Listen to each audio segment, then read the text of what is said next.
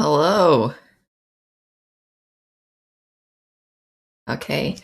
Hello, everyone. Here I am, first stream. Today we're going to be taking apart this Xbox and we're going to just have some fun. And also, depending on how long it takes, we will have some issues with these controllers. This controller has a little bit of a stick drift issue. This one, I think this left analog stick is kind of broken. So we'll see. So we're just gonna have some fun. We're gonna maybe some repair some stuff, hopefully, but if not, we'll see. So let's first take a look here. I'm just gonna move this. Okay, so here it is. Here's the old Xbox. I already have some stuff plugged in, but I'll take that out. Here we go. So let me flip this around for you. So we can see that it's kind of hard. Let me just make that bigger. So here you go. It's kind of hard to see, but we have the power cable, some a proprietary, not sure. Got some HDMI's. I think this looks like it's for some optical, so for some audio stuff. Got some USBs for the Connect, which comes with this Xbox. So the Xbox One, when it came out, it was when Microsoft started doing a shift towards more of a media focused device. So in the past, um, it was like PlayStation and Xbox were like the gaming consoles, and when Microsoft came out with Xbox One, everyone was kind of surprised because they shifted away from more of a gaming sort of focus to more multimedia, and the Kinect is kind of it was trying to appease to a wider market of people, but for gamers, it wasn't like that. Someone asked, "Do you allow Twitch donations?" I not through Twitch because I think you have to be an affiliate or a partner through Twitch, so I don't have it through Twitch. However, the only thing I can really say in terms of that is if I switch over here on my website, I have like a little tip jar thing here. But other than that, no, I don't have any donations through Twitch because you need affiliate for that. Okay, so let's plug this in. Just letting you know, I already did plug this in before and it works, but just plug it in, see how well it works. Oops. Plug in our HDMI out. Okay. So, oh, missed that. Here, I gotta get you set up here to see it. It's not a great angle, but it'll do. So, booting up. Let me get a controller. I'm just gonna use this controller from. This is one of the controllers I have an issue with, but it still technically works. It just has some controller drift. So let's see for it to wake up. It does take a little while, but kind of expected for an older console, but we'll see. There we go.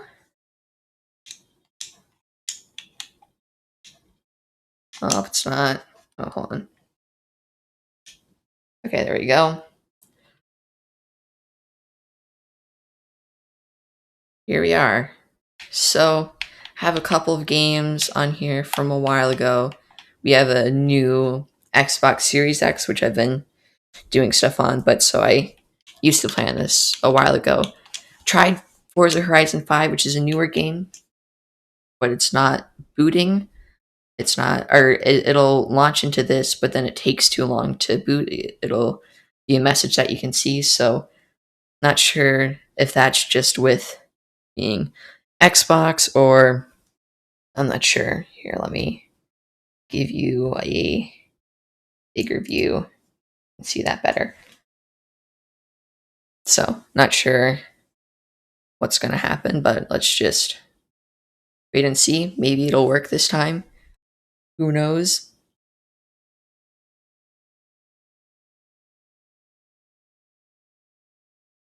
Huh? Hey, it's launching. Maybe it is working now. Okay, so there it is. So we are going to be taking this apart, and hopefully it still launches. This is kind of like a test. So once we take it apart, the goal is to put it back together, and hopefully it still works. So this is going to be the test. See if we can launch into Forza Horizon 5. Just get into the game to verify that it works.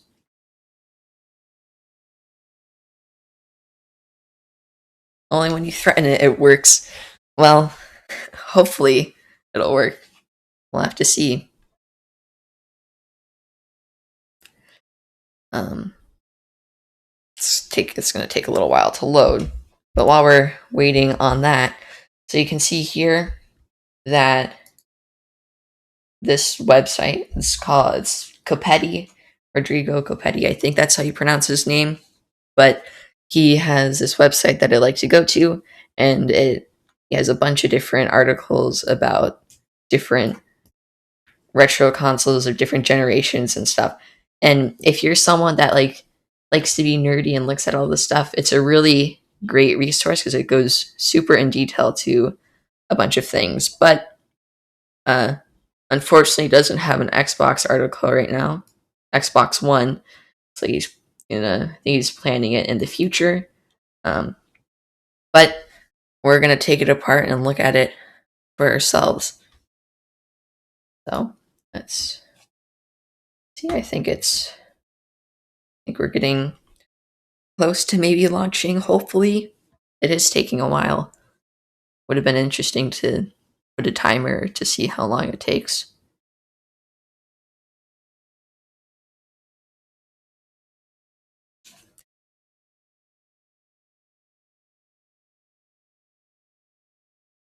Yeah, it really is taking its time. Also, while I'm at it, hold on, just be right back.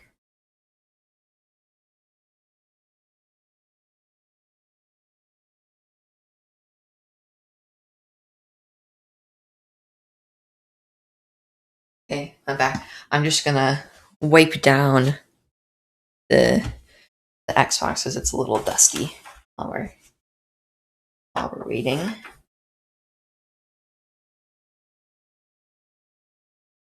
you have any questions or anything, feel free to ask. Oops. And two, don't just have to ask questions about Xbox, but if you have any questions, about um like streaming, like how I'm started streaming, anything else that I do, feel free to ask. Love to answer any questions you have.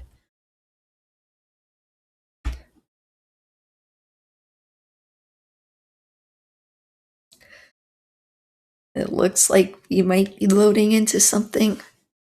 I hope. Hey, there we go. Let's just see how well it runs. I'm assuming it's not going to look great.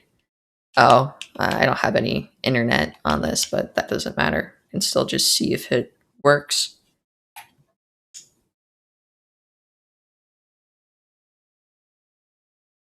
Still taking it up. There we go.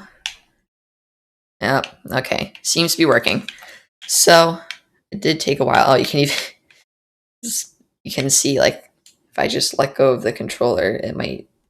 I don't know. Okay, we'll see. Quit, and let's turn off. Okay, let's get you back in here.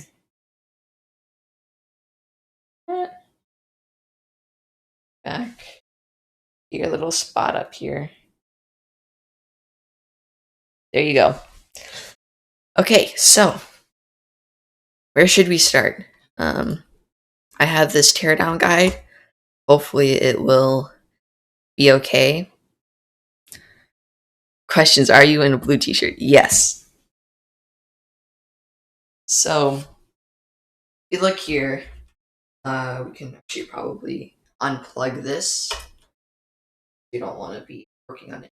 You got the HDMI for there. So, on the back here, like I said, I can make this actually bigger again. On the back here, remember all the different ports and whatnot, but there's this one little sticker here.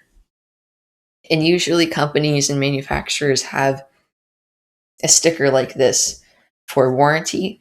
And usually if you take it apart and they want to avoid your warranty for whatever reason, they don't want you repairing it on your own.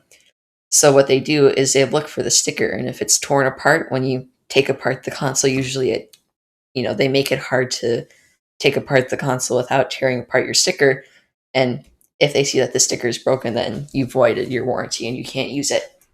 However, old console, don't care about the warranty, so you should still be fine to go ahead. So if we look back here, see that, we should actually move this. If we look back here, we can see our first step once we get through here. So they were looking, this is just a teardown guide. So they're using a plastic tool to pry open the side, which I believe is this side. You can also find another USB port right here, USB 3 port. So let's try to take it off. Got a little iFix, or not even iFix, I got a little toolkit here. It should have some stuff that we need. I guess we just go at it and see if we can take it off without breaking it. We should still keep in mind, I'm not like a professional at this, so if I am struggling a little bit, that's to be expected. Just having some fun and doing this just for the fun of it, just because I'm curious. Inside here, we can just slide this along.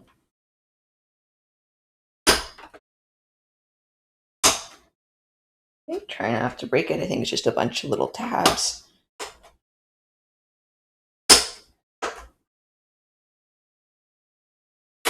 And there we go. Good part. So here you go. You can see you just took off this back plate thing, and now you can see the metal inside. Okay, so next step seems to be, well, let's see. Let's look at the vents and stuff. That's fine. Okay, so speak the blah blah here. Go back to the iFixit thing. So it looks like we can just flip off the top case. Maybe we can do that if we, looks like they approach it from the back side. Let's try that. Try to flip it around. Oops. Try not to do that. And that's where this sticker comes in. You're gonna have to take off this top part, you're gonna have to break that sticker. However, if we look, Xbox One warranty, 1 year. We got this console, I think, back in 2015. So, it's been maybe like 8 years. So I think we're probably beyond the warranty. So I don't think it really matters. Though I might want something to break that, but we'll just see. So, should be able to just start prying at it. I have to break that warranty sticker, which hurts a little bit to do. This little thing is not very wide enough to get through there. Not working very well. But maybe if we just give it enough force, or we try it from a different side. Maybe it's a different way to approach it, because that doesn't seem to be working super well. Try to. I can see that this full thing, it looks like it kind of wants to move, but will it move? I don't know. See, is there something else maybe we can help it? Oh, maybe this will be a little bit easier. Side panel. Look, slide the bracket off the console. So is that what we're missing? Is there this on this side? Like that? Oh, there it is. Little piece. Back to our, oops. Let's go back to our full screen view. There we go. So, yeah, I guess we could use a hammer. Might be a little bit more messy. I think if we use a hammer, I'm not sure if we could get it back together, but it's always a possibility. So, at this little bracket off. Okay, what's the next step? Then we gotta pry these parts. Pry these apart. And please tell me that this is small enough to get in there. Not prying very well. Like I'm just, oh, jamming it in there. Oh, it's not going in super well. Hold on. I think we're gonna need something else. It's just ruining my little plunger thing. My little wedge. I don't think that's working. Do we have something else that we can use? I'm not sure. Not sure what else we could use. I don't want to use this. I don't think this would work. I just don't know. Could just try to use these tweezer things to pry it open. Get one end in there and then twist in and then twist. Twist. Not twisting. Hey, another follower. The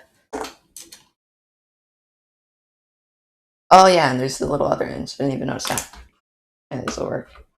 Try these to get it. Like I'm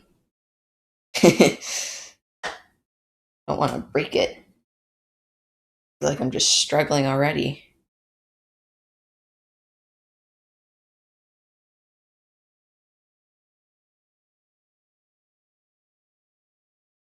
Which one? The very flat, thin screwdriver end. Maybe try that, yeah. Because that's more metallic, so that might work. Let's see. See if that'll work. Plastic though. I hope I'm not, or maybe I just have to go. I have to.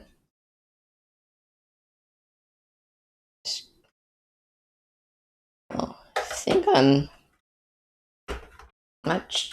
Because there's some bracket there. That.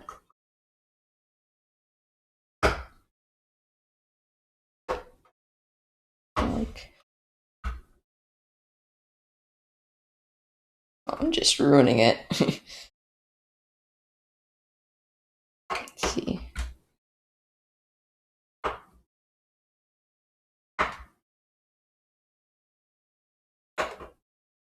Just something It's not.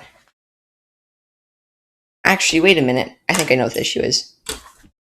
I think I know. I need to go get a scissors. Hold on, I'll be right back. Just give me a second. Need to go get some scissors.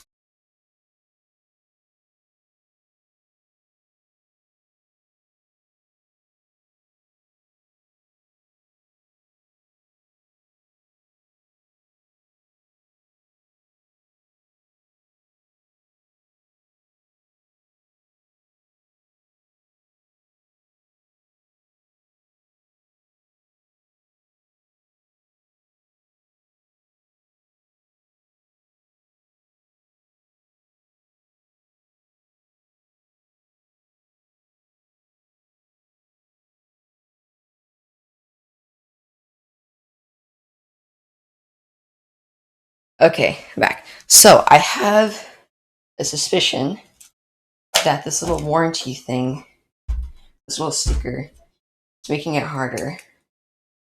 So I'm just gonna try to cut that. See if that'll help. Because maybe I'm gonna make sure that that's really.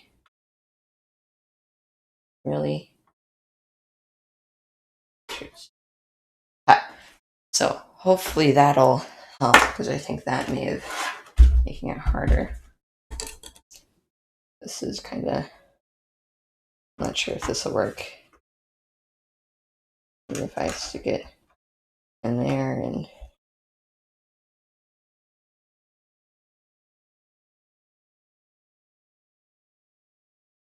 I'm getting it in. I feel like it's slightly coming apart. I just need to I feel like these plastic tools aren't great. They're not. Maybe if I get so that one's in there. It's helping kind of pry it open. If I get this one, thicker one, maybe that one will help.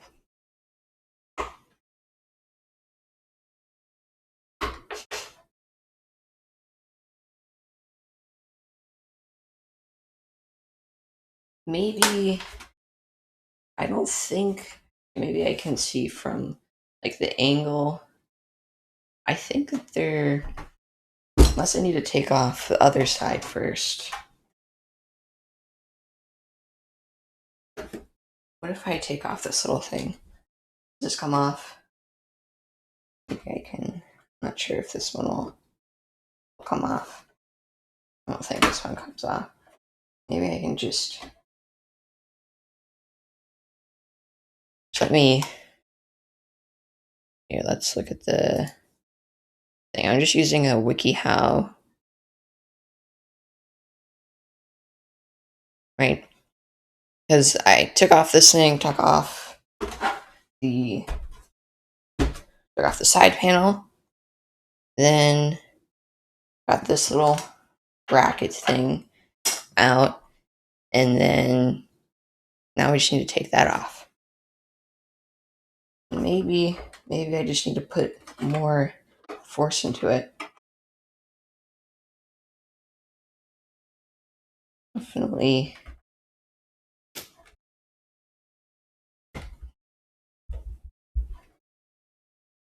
I feel like I'm just breaking all the plastic tools I have. I feel like I'm just not coming off easily. I feel like I've gotten a slight bit of progress. Here, let's see. Let's look at a YouTube video. There's the iFixit guide, but they don't really go into detail there. But let's see if there's a video. Tear down and assembly. Let's look there. you can see the little viewer watch, right? Everyone is stuck here. Let's look. Okay, got that out.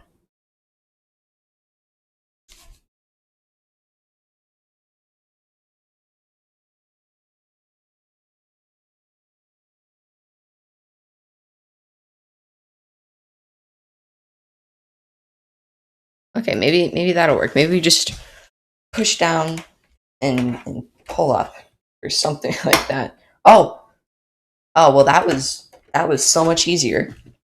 That was so much easier. Okay. Well, now that's a part. Okay, great. So this is a part, and now next step, just gonna um see. Yeah, I think we should be able to just move. Oh, take that. Wait, it went back together. Okay, got that apart. Now I just need to take and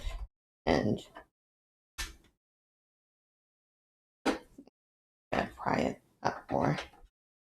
Something a little thicker.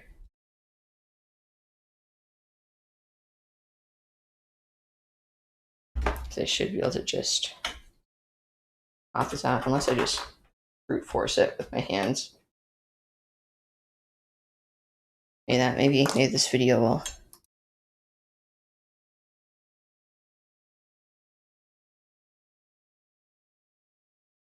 Okay, so we just got another. No, I do not have any tar pits, but that. Just stick this one in there because that's not being very useful. Maybe you can just. I feel like I need something. Oh, or maybe that's good enough. All this, I just pry underneath there. Okay. Get this enough. Just stick that under.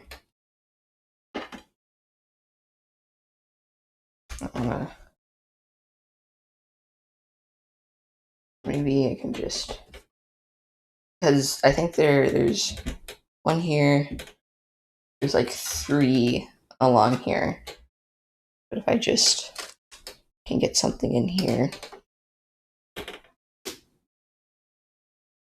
like like that, I can.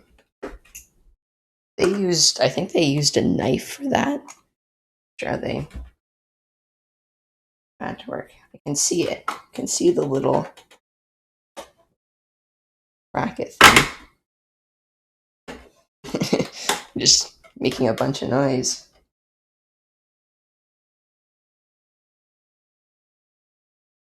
I can stick it in there.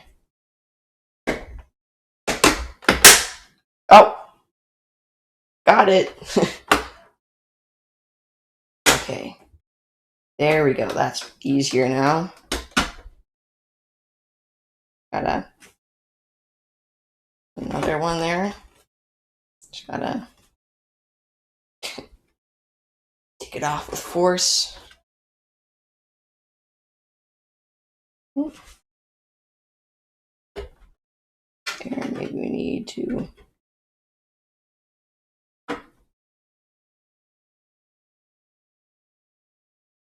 Right there. You can see it. Just needs to come apart. This is. There we go. Okay, so that one. Just need to stick it in far and go. Making a lot of noise. We're getting closer. I don't want to bending that. That's a big one. And these are some big. So if I just.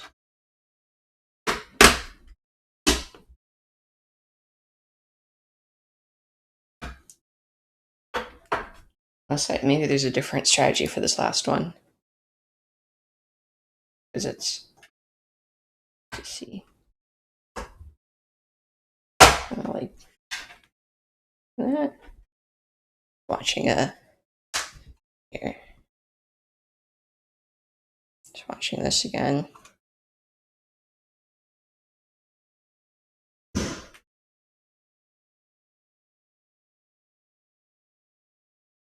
last clip. Okay. So that works. Maybe I'm just have something like if you hear some noises, that's fine. Just got some people here working on something.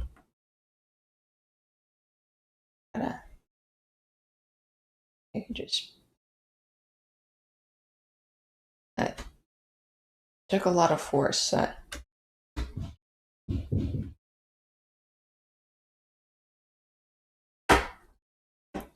don't think this little plastic thing just kind of moving out of the way. Yeah, you just gotta right in there.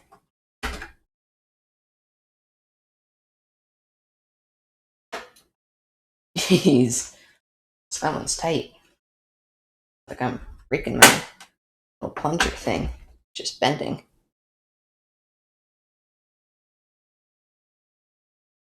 Oh, just can kind of see how beat up that little end is. I think this little plastic piece is kind of held in. And you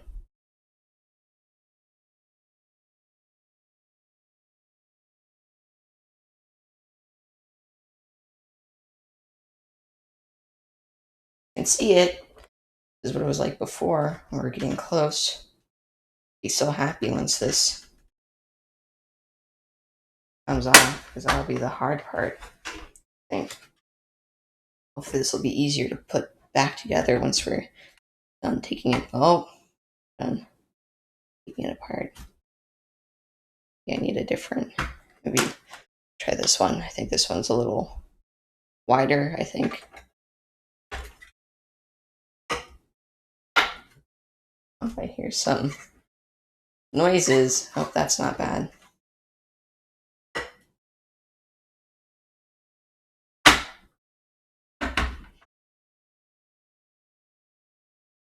It's not coming apart. There we go, I think. I think that sounded good. Well, it was loud, but I think that was good. There we go. Got it. After quite a lot of struggling, I think we're successful. Now we just gotta. Is that it, or do we still have more to do with this front part? Or does it just, how does it come off? Let's go back to this video.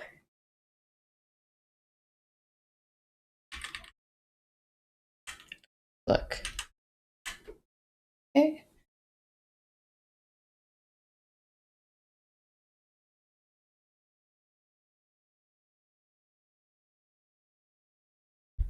See how I do it. Oh, that looks easy. Just gotta pull it. Okay, let's go back. Like this. So it should just be, this is here. Got all of these parts. And we should just be able to pull it right up.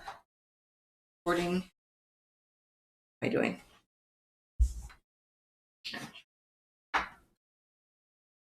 Looking like on. I think it's just a little.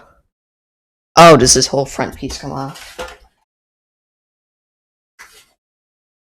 Just let me check to make sure I don't break it. So that would be bad.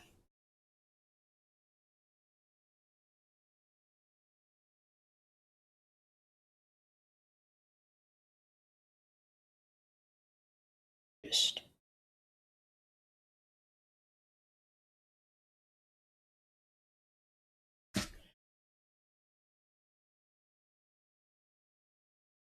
okay, so there's some more clips on this side. So we just gotta, oh, well, that was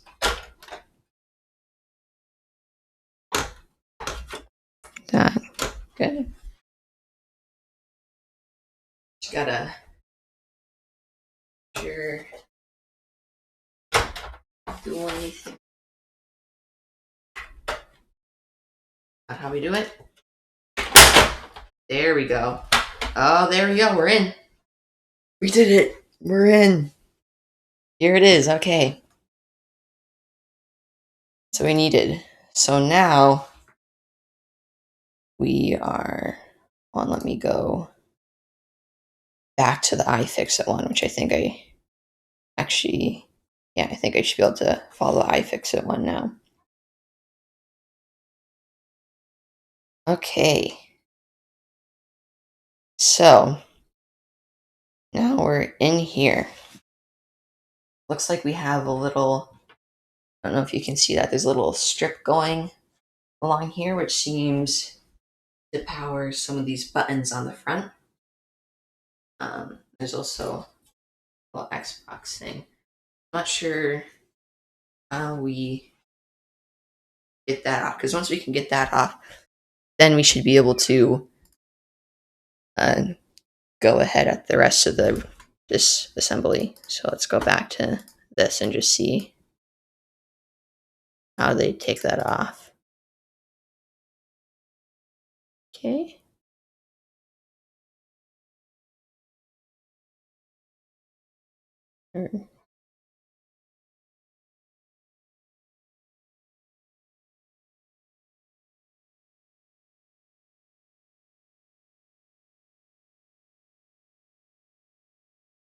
Okay, you can't hear the audio. I'm just gotta like pull it up or something. I don't wanna, like a fragile cable. I don't.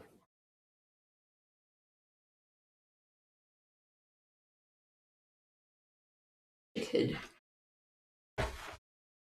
see this better. I think it's just like we should be able to like pull it out or something. Not sure how that works.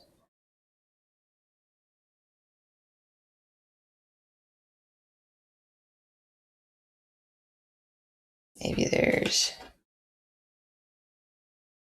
a feel for it. Apparently, want to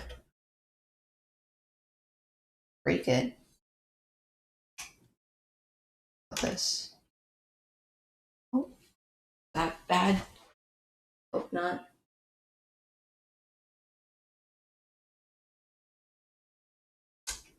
Oh, this little blue thing around it. Oh, got it. Got it. There we go. Top case is off. So you can see there's this little. Let me go full screen so you can see that. You can see here this little thing.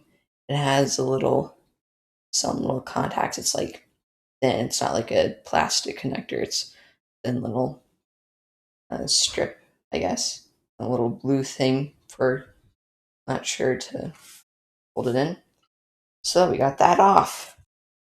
We're in. Okay, let's take a look at it.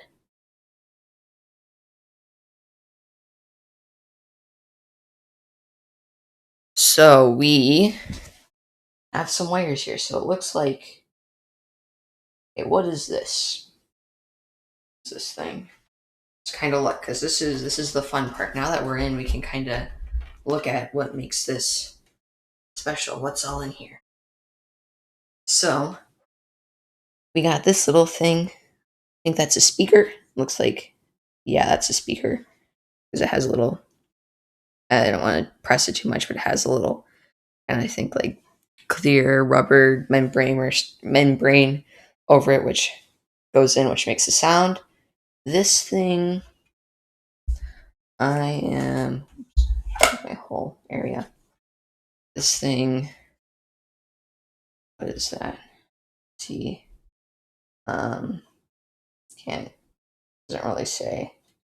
Oh, model 1525. I think that's what we have there. I think that's like the code name for it or whatever. That's how they have it all set as. So if you look here on the front, you'll be able to push down like this. Got this little cable for the speaker, which is just a simple little one of these. I don't know what you would call it. That should be fairly easy to take out. Whole thing, I just don't want to whole little plastic enclosures moving, but hopefully that's okay. They're kind of well. I want to kind of fragile.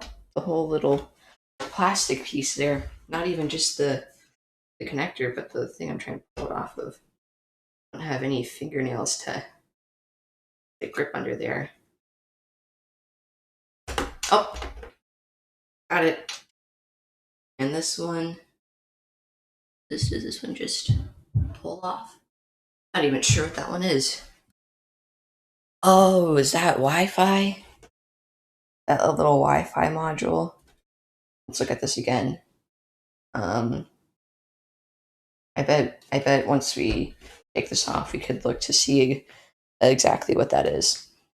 This, I think, just is right off. I think I should just unplug.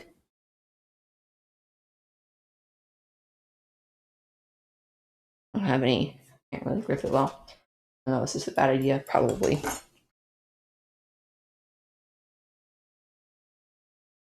Yeah, difficult. I hope that's how you're supposed to take it off. You know what? We're going to the video.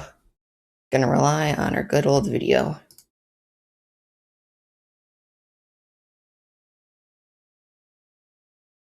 Okay, so what do? Don't want to break it. See, do that. Blah blah. Okay.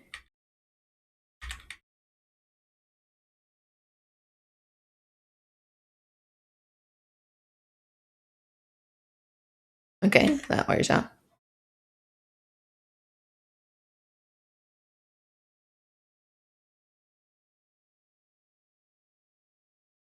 Just straight up. So just pull straight up.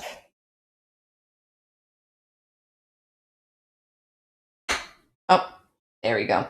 It's a tiny little screw, or not screw, but whatever that connector is.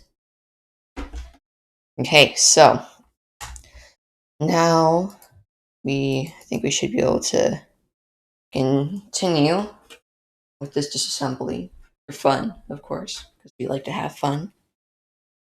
So, what types of screws are these?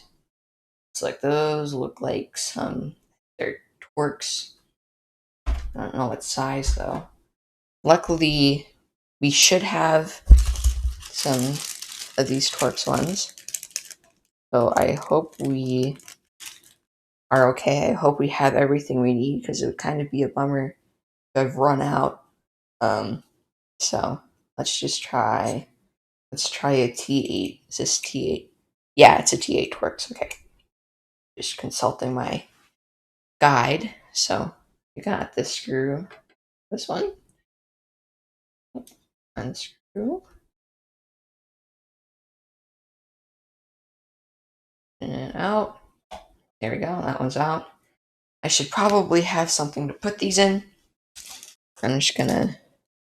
Not a bad idea. I feel like I keep saying that. Is that a bad idea? I'm just gonna put these T8 ones over here. Let's hope we don't lose any.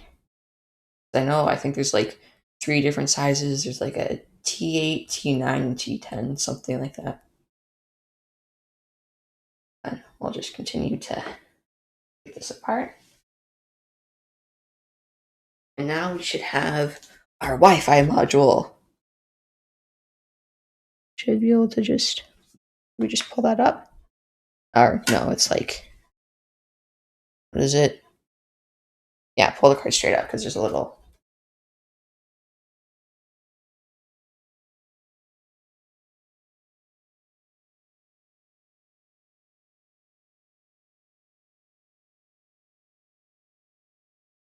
don't know, it's kind of difficult. I don't want to break the thing. Pull upwards. Not working very well. Maybe I'll have like help me get beneath there.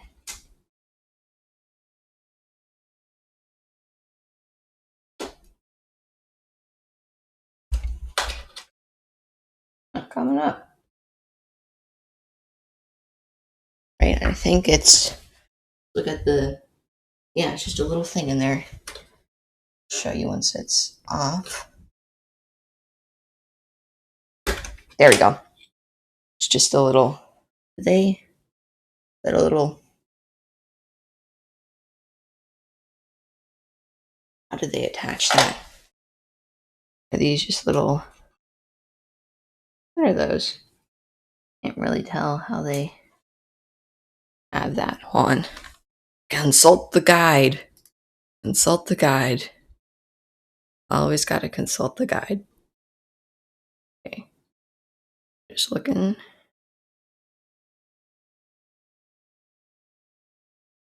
Or do we just leave that on? I think we just leave that on. I don't think we do anything with it. Okay. I'll show you later. So we need T9 and T10 Torx screws. So here's the thing. I don't have a T9, right? But I do have a T8 and a T10. So I'm hoping that we can use the T8 or the T10 for the T9 Torx screws. Might be a bad idea, but I'm hoping that it'll work. It might be a little more difficult to take them out, but still hoping that it'll work. So let's go. Let's see. So am I supposed to know? Are all of these they're 8 screws? How am I supposed to know which one is which? I don't know. So I'll just, there are 2 screws at the fan bottom down here, and then there are 6 more screws all around here. So let's just take these. Okay. Get off the fan screws.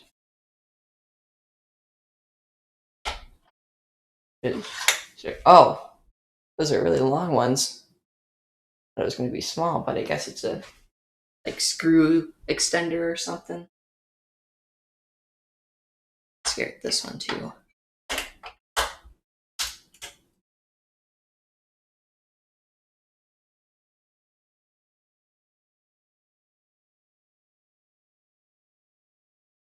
Okay, got this. Another long screw for the fan. Are they all going to be like that? They all are going to be super long.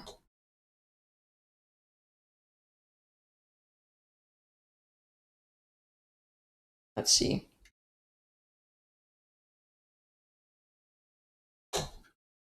Okay, got this screw. I think these are all the same, but I'll just in case. Got these ones. Got 5 more to go, I think.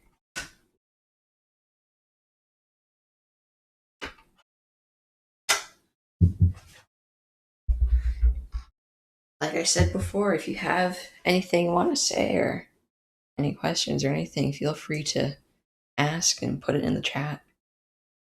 Don't let me just be all bored over here unscrewing a bunch of screws.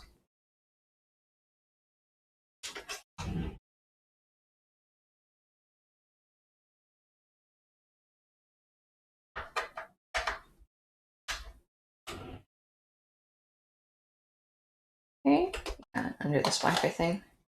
Got 3 more. Be interesting to see what looks like underneath.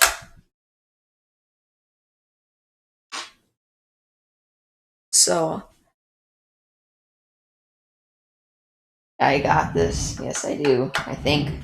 I hope. I think we're getting there. I've gotten the harder parts. I hope. Um, but I'll get it. I believe.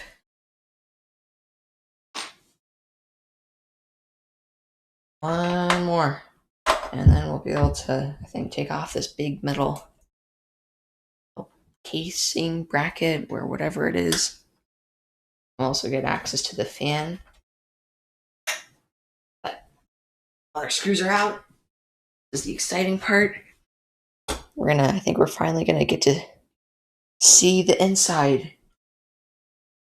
Oh, there's something connected. I think there's something connected. Oh, we got a power cable or a data cable. And we gotta, okay. Before we look at its glory, there is a cable that we have to pull out down here.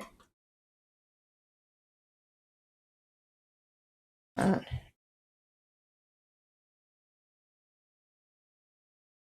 a lot of pulling with fingers today. I'm getting sore. Wonder if I can like use some tweezers or something or pliers, I don't know, to help get them out. Not super easy, especially when I haven't opened it before. There we go. Okay, so you see what I was talking about before.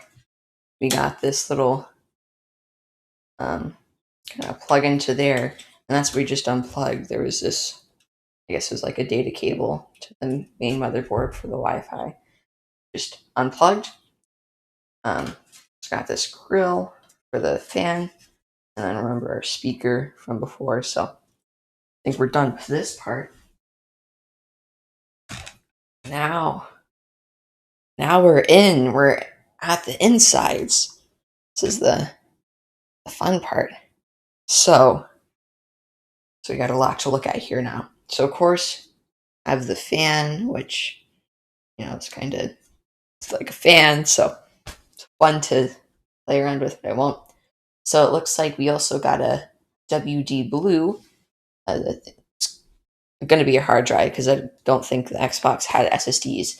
So 500 gigabyte, and I know now on the new ones, at least I'm not sure about this Series S, but I know with the Xbox Series X, this is 1 terabyte by default. Is this our? Not sure. I'm assuming that this is our power supply. Or is it on the thing? Or no? What is this? Oh.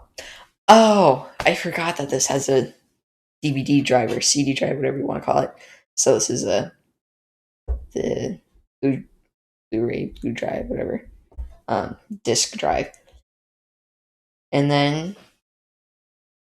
my favorite part of looking at these is just like the circuit board and seeing all the little electronics and stuff. So you can see got some capacitors, got a bunch of different little logic unit, whatever's a bunch of little logic gates and all sorts of stuff. That's all cool. So this, I'm not repairing this, right? It was working fine before, as we already saw. But let's look. So let's look at let's continue with go to the iFixit guide. Xbox One teardown.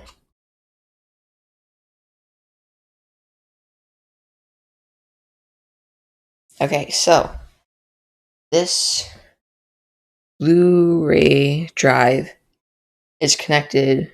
Is that just with the SATA connector? We should be able to just pull that out, I think.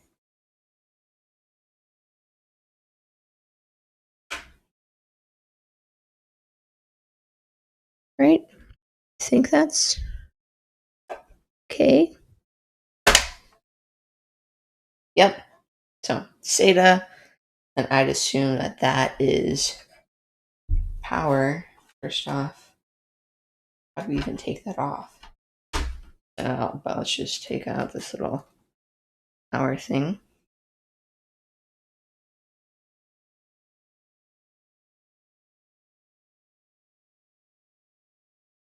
Uh, that one's kind of a bigger one. Having it, all of it.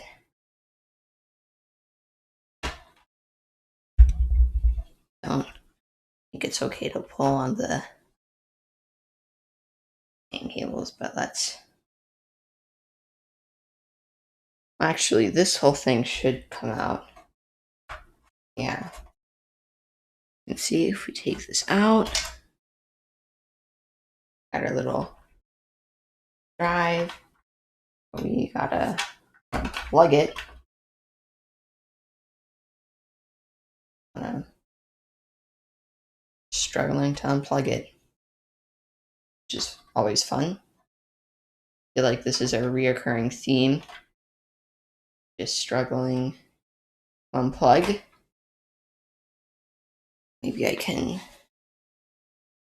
get something else to help. Thought I had another tool that would help, but maybe this will help. Maybe if I can get a different,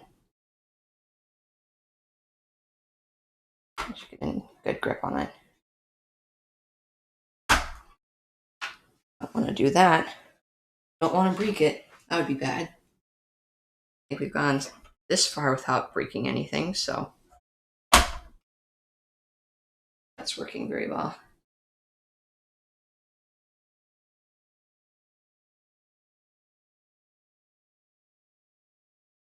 It's a really hard one to take out. Oh, move it. There we go. With the help of a tool. No, this one comes off. So got all of these. So here's our drive. And I don't know, but I haven't taken apart other computers before. Sorry, but I would assume that we can just, like, if you really wanted to, you could use this in a computer. But yeah, I got it. Woohoo! Woo. Just bumped my microphone. Okay. So there we go. And now, yeah. So it's actually, yeah, it is pretty good. I haven't ever put it like on carpet or anything. It's always like in an area without a lot of dust or whatever. So I know the fan's actually pretty good. Doesn't have barely any dust actually. And everything else also looks really good. It's even nice and shiny. Um, okay, so next I would assume is this hard drive, and does this just? Oh, yeah, it does. So that's what these long screws were for, because it would just go through this entire thing. So this part just handle this off like that. And is this another SATA drive? Or SATA plug? That should be easy to unplug. Just lifting the whole board. Got that one. And I might need my helpful tool again. Nice and snug.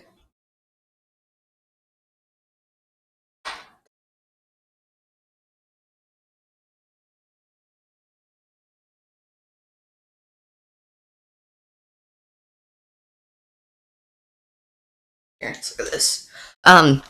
Carefully dust the fan. I dusted one really clean, but it's set off balance, and now the bearing makes noise at lower temps. That fan looks fine though. Yeah, we can. I think it's fine. I don't see, like, maybe this little top part, but the fan looks fine. I might just leave it. not to ruin it. There we go.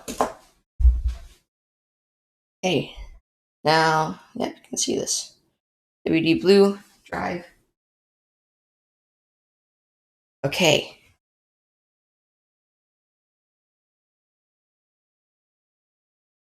And the thick dust on years of spinning must have worn the bearing, and then removing the dust actually made it off balance, my theory. Interesting. Yeah. Yeah, that could. Yeah, it's interesting because if it was for a long time like that. Okay, so what we can do.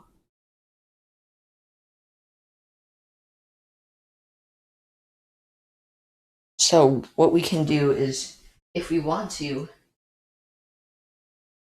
So I'm gonna ask a question.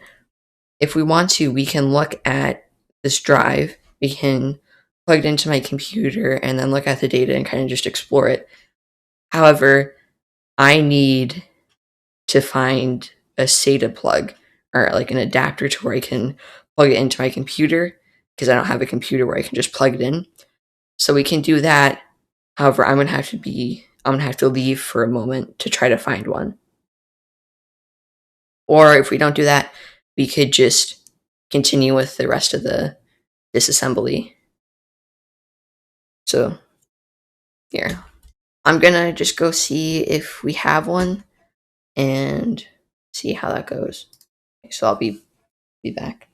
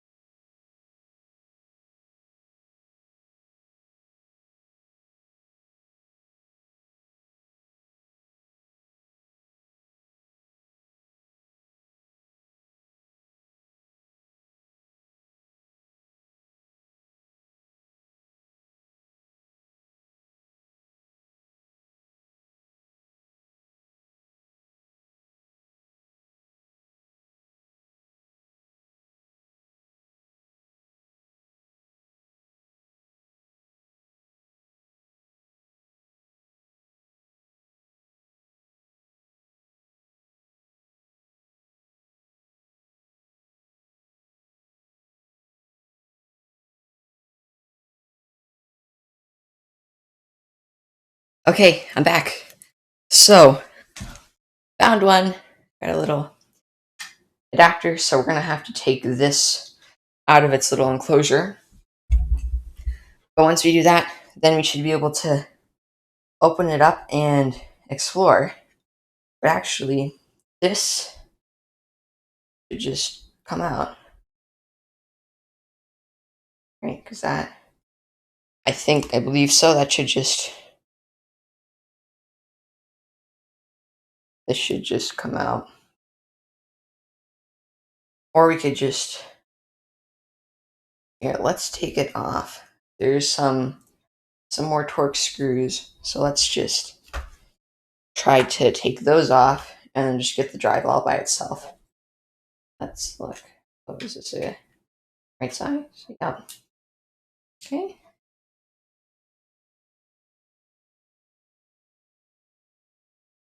Okay. We got screw number 1.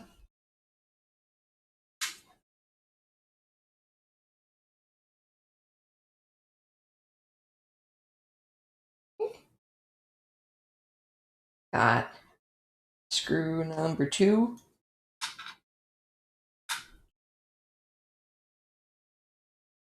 I don't have any of those fancy screws that some people have where like you can just like keep turning it, like turn it, go back, turn it, go back, and it'll keep unscrewing. I still have to just deal with a normal screw.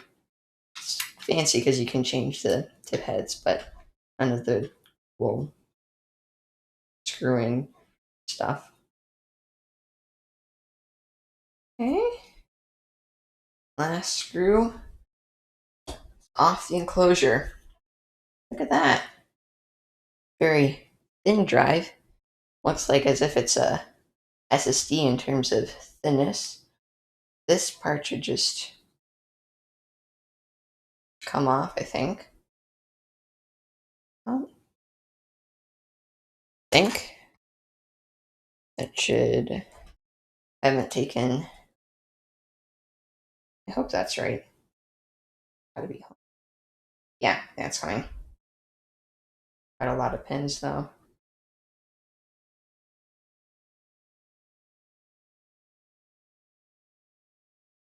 Hope I'm doing okay. You know what? Just to be safe, I'm just gonna make sure. Just gonna look at a video of someone taking out a drive. Yeah, gotta. Okay, so SATA cable.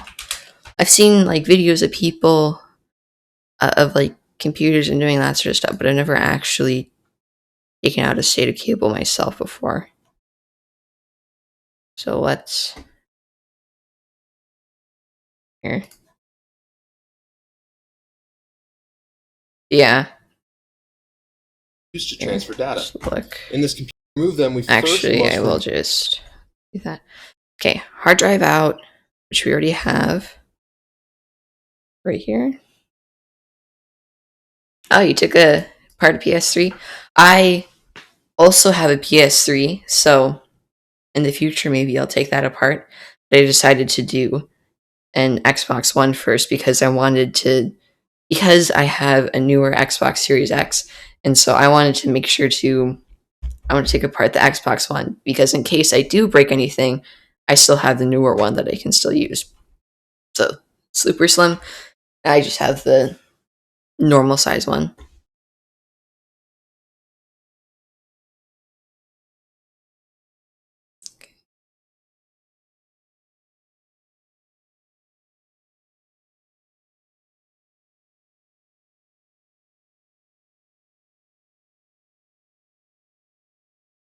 Wait a minute, am I even using the right terminology? Because I have this one, which is like the bigger end, and that should just go there. But yeah, no, I think I should just be able to. Got it. You didn't see it because I had to hold it close to me, but got it. It was actually easier than I thought. Take these tiny little screws and up here just for safekeeping. Okay, let's see what we can find.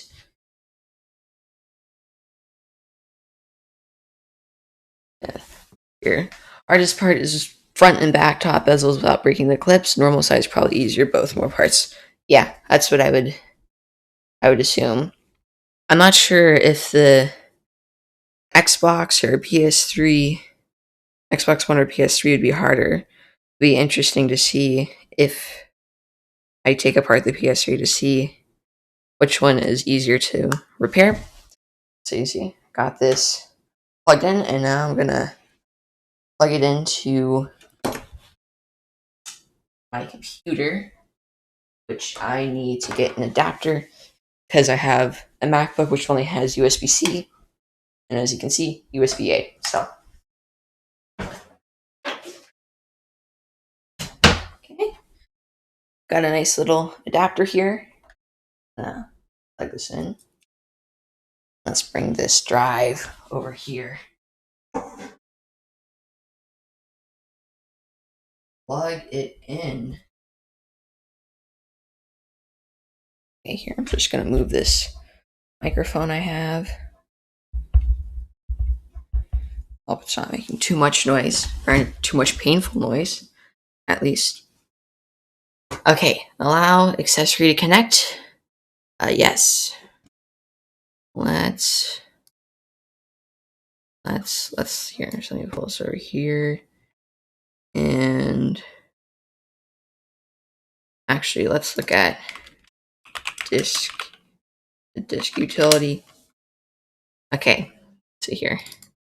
So looks like we have 5 different partitions. Let's just actually, can we? No, okay. So we got a Windows file system NTFS, which makes sense. This one's only the total. Okay, only 44 gigabytes. So it's temporary stuff. Okay, user content. This is probably games and stuff, considering how big it is. And so I'd assume that's like where Forza Horizon 5 is, which is, I know it's a big game, so it's probably taking up majority of this area.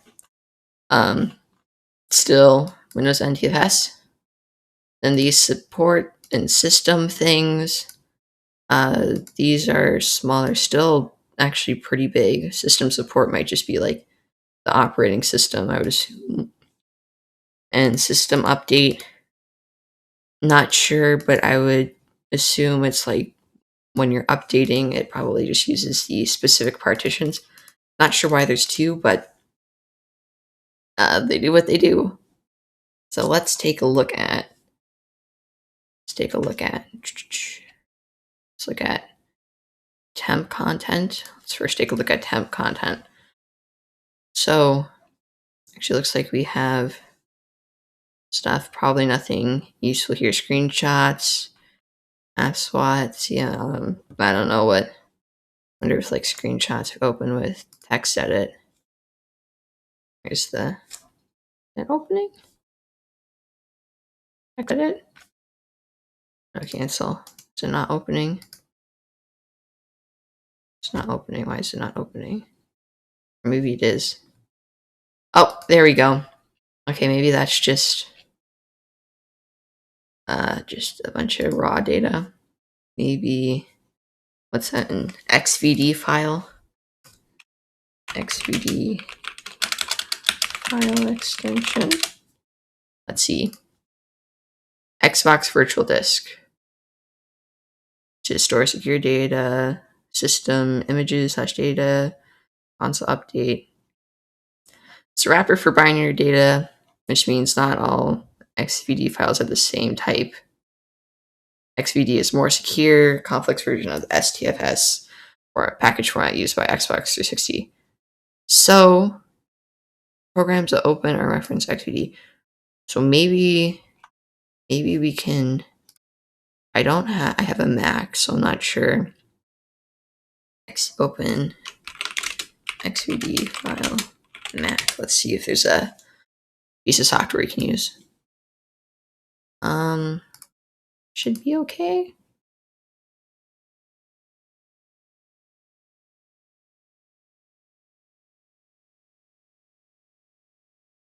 Okay. Try XVD Viewer. Let's look at that. App Store. Just wanna. Nope. Or maybe we can just. Maybe we can just look at it. Yes, it's possible to decrypt with keys. Yeah, I don't think we're gonna get much with those. So I guess we'll just not focus on that. And we got some executables, so I don't know. Let's look at system support. XUP, none of this means anything to me. Controllers. Look at these config files. VS Code. I wonder, because I think I've only ever paired two controllers with this. I think just the two controllers paired by default, so maybe. Okay, well, that is not useful. Maybe it's a proprietary format or something. So those ones aren't useful. Some more X blah blah blah, which I'd assume is a binary file. ESRAM, last console, shared storage, nothing in there. Some more XVD, EFM, which it's probably Mac OS thinks it's something, but it's actually not. Got some log files. Oh, here's something.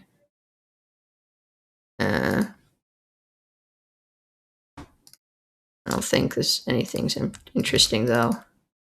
More logs. I think it's all the same. Wait. Update sequence. Drive type. Drive is locked. I don't see anything interesting here. Okay. And then system updates. I'm assuming it's just probably nothing interesting either. Yeah, I don't see anything. System update 2. Empty. Okay, let's look at the more interesting one. User content 2. Maybe not as interesting as I thought. Shared storage? Nothing. It's PLS. Let's actually, can we show the sizes? Or what if we use distro? I don't care. What if we, oh, we can't do that. I was gonna see if we could do like unless we do like a do dash. Here, let's open this up in, I don't want to eject it. Can I just like open it in terminal? NTFS, yeah. How do I? So if I can, why can't I open this in terminal? What if I just terminal? So I can, maybe I can just see which files look the most interesting. But why can't I? It's interesting. Why can't I just open it up? Usually there's like a little menu where I can open it, or not open it, but something where I can go like services and then open up a terminal. Here, unless I can just figure out the path location, can I just copy as path name? Oh, there we go. Open in terminal. There we go. Us. There we go. Okay. UWA, is that like Windows Universal Application? Let's look. UWA file type. Windows Universal Windows app. So we got some interesting stuff. So it's probably some of the how to access the files within a.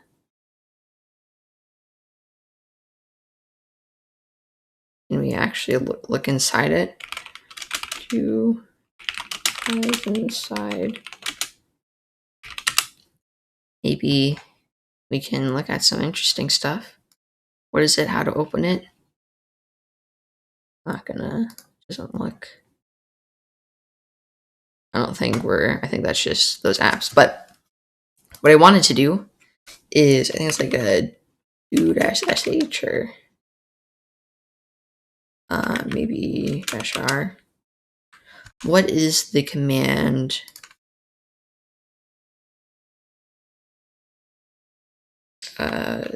Dash show file. What I want to do is look at the sizes of each file, because I think -l, that's it. Because I think what we can do is, based off of what we have, -l.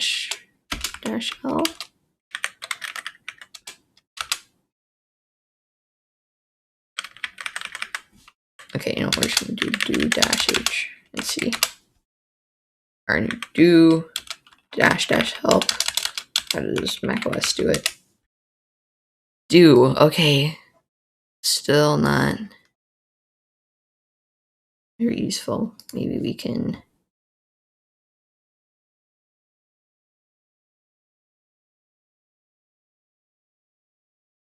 Maybe that'll work. We can use listing. Paste.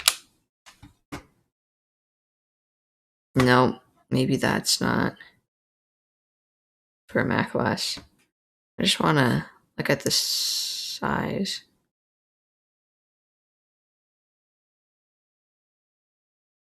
Oh, I just heard the hard drive make a noise. Interesting. Oh, that's not bad. Oh, let's show file sizes. That's not gonna work. Feeling -s. Maybe that'll work. ls-l -s. There we go. Okay, let's look. So look at the size of these. So that, I think, is 118 gigabytes on December 3rd of 2021. So I would assume if we copy this and let me just search for it in here and user content. Okay, so what do we have here? Let's go to list.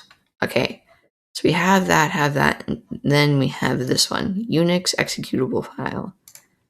I have a feeling that's not what it is, considering this is Windows. But so yeah.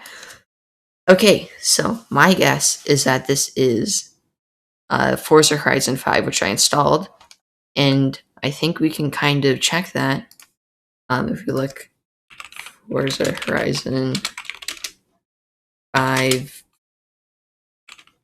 game size. Maybe that'll get it. Let's see. However, a blog post from Playground Game revealed the game file size is 116 gigabytes on Xbox One. So it's a little off, but that's probably just like updates and stuff. So that right there, I would assume this file right here is the entire binary of Forza Horizon 5. This PLS file, it's tiny. Not sure what PLS is. Maybe we can look.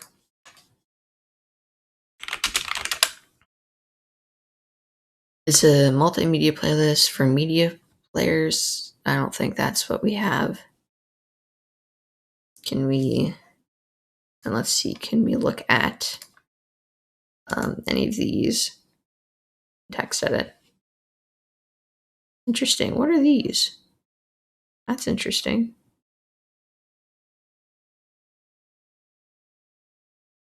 Xbox Scorpio, Xbox Lockhart, Xbox Anaconda.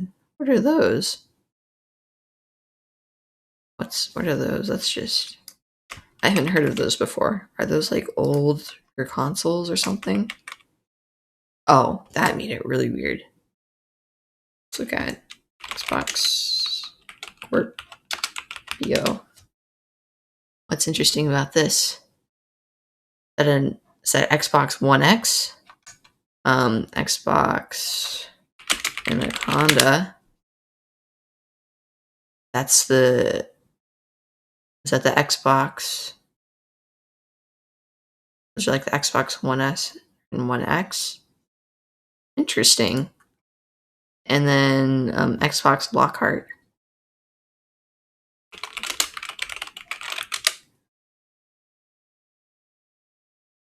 Oh, I'll have to watch a film. Good luck.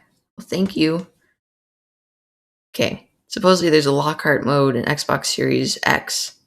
That's interesting. So it looks like maybe these are some like file and or like not indicators, but kind of like settings or something. This is a newer game, so it'd probably be designed for those newer consoles. Languages, tags on disk, off disk content type, single player, multiplayer devices, Xbox, Duro, whatever, off disk, multi.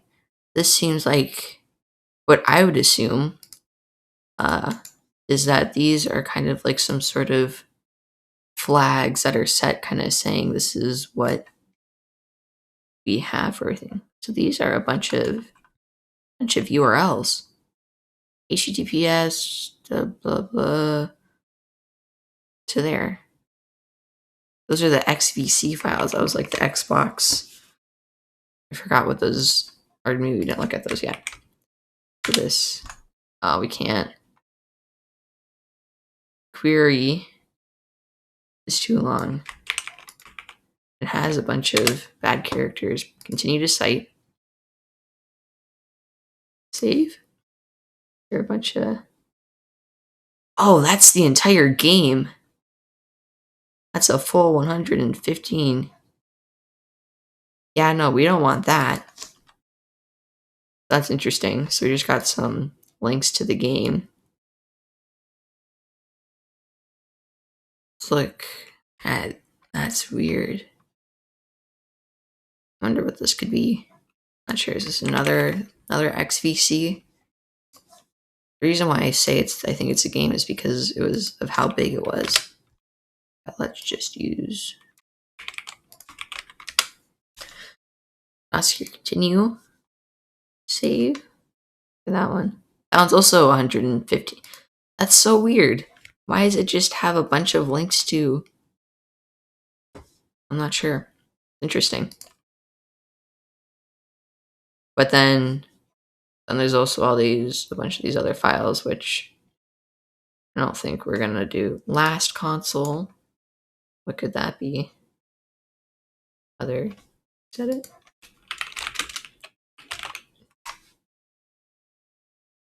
Where'd text did it go? Open?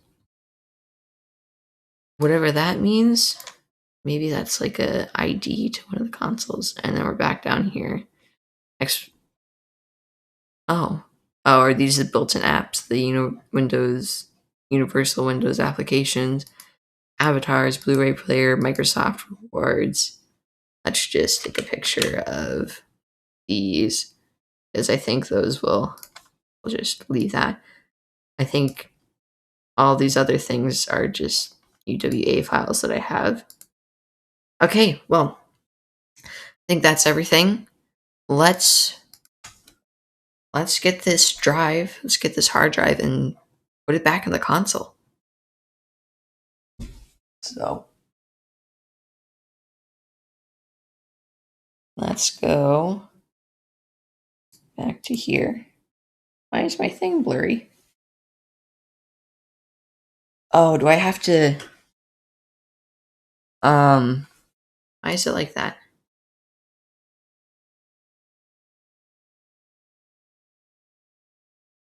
We go to.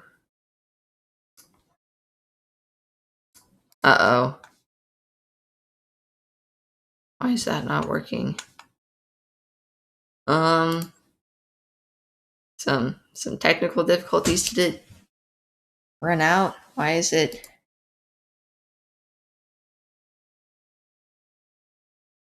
Oh, was that it?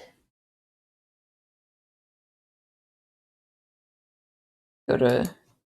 Uh-oh. I think I froze. Oh, that's not good. That's not good at all.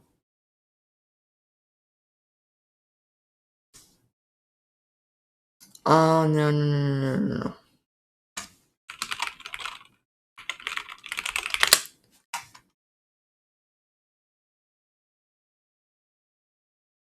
Quit switch.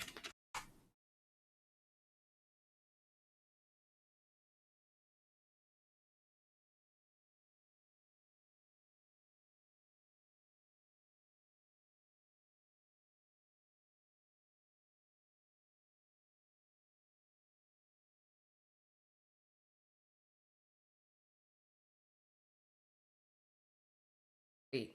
Okay.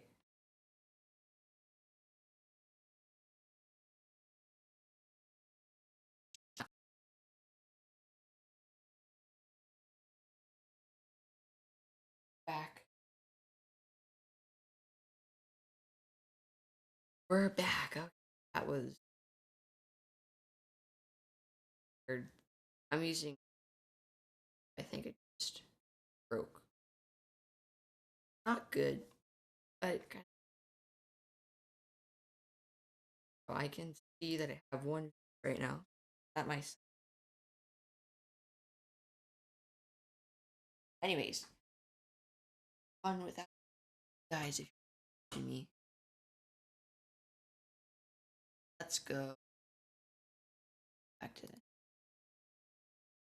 to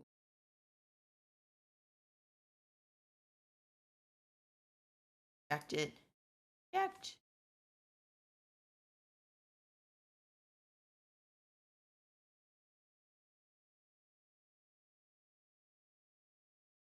Haven't ejected. Oh, there we go. Uh,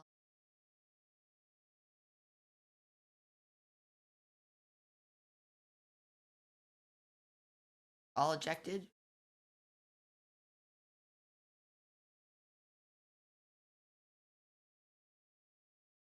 Hey, full screen.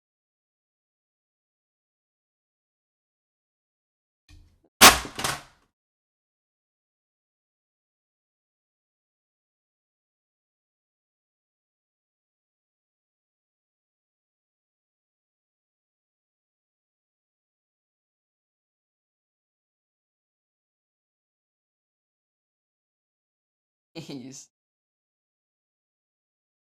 Yeah, let's try. Um,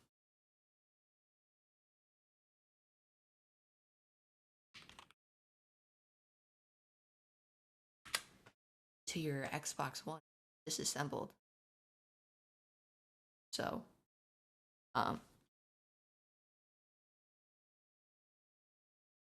okay. Um, wait a minute. Oh, the audio.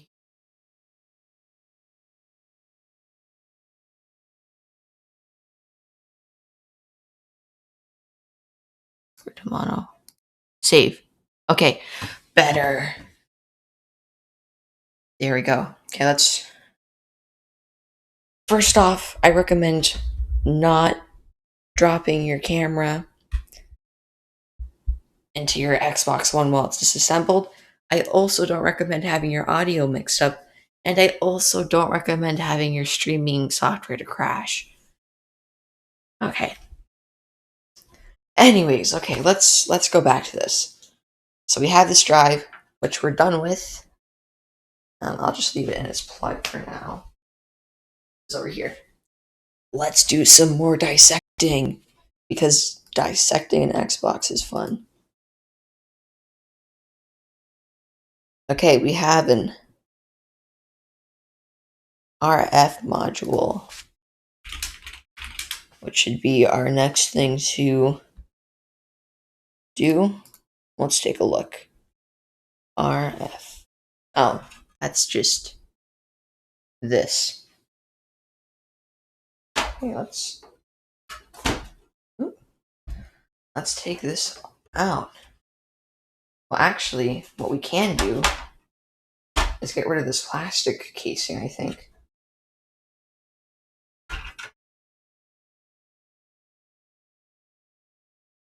More plastic. Say bye-bye.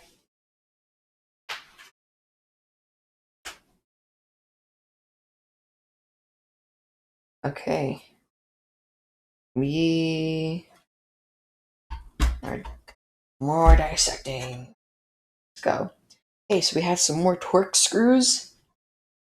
Let's take these off. This is too big. Too big. Are those T9s? I hope those aren't T9s.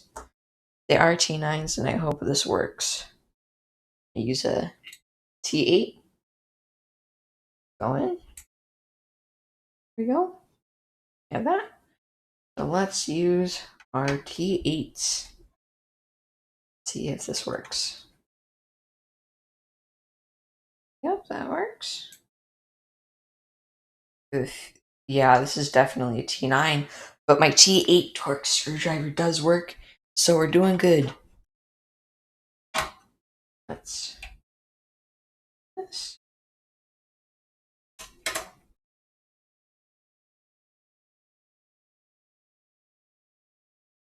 And take this.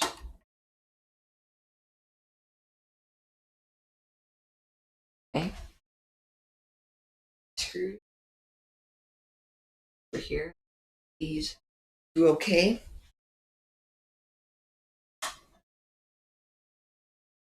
And this should just, I'm assuming.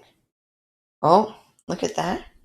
It's a little plug there for this little board right there. So let's take a look at this board right here. So looks like we got, just should be the RF board. And if we look at it from Microsoft, it has Microsoft, a model number there.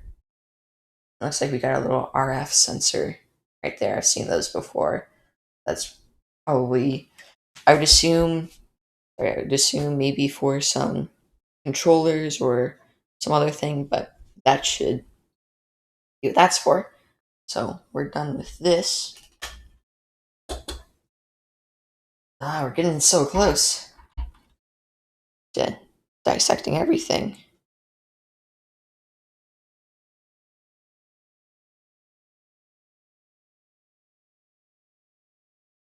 Oh, and also apparently, just looking at the iFixit guide, looks like here there's a little ND chip. And if we come over here, gameplay, or not, sorry, not gameplay, that's just where I have it.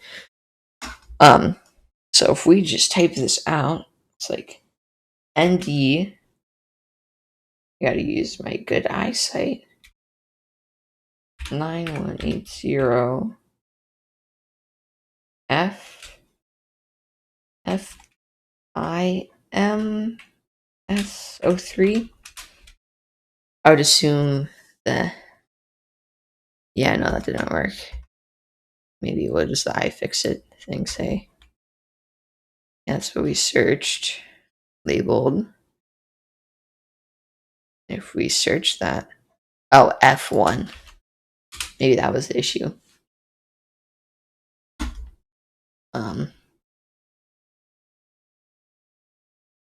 That is, I'm not sure. According to iFixit, it is a audio user interface chip. At least that's what they think. So you can take their word for it if you would like.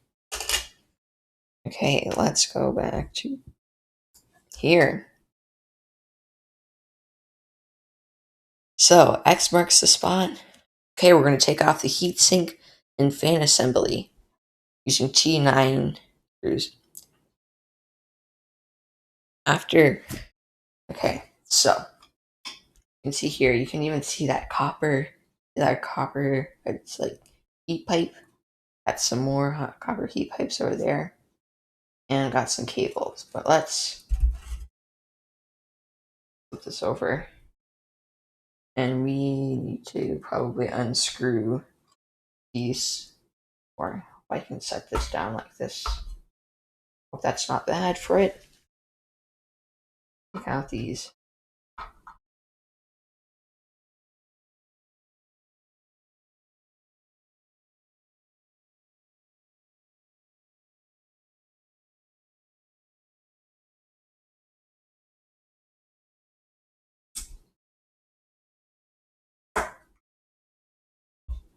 Taking it apart for fun. Very fun to just screw all by myself.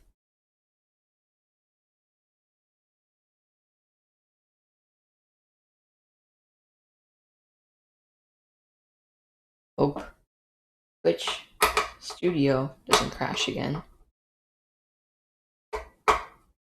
Well, it didn't really crash. The issue is my setup that I have is this camera right up here is my iPhone, and I have it set up using continuity camera with my Mac.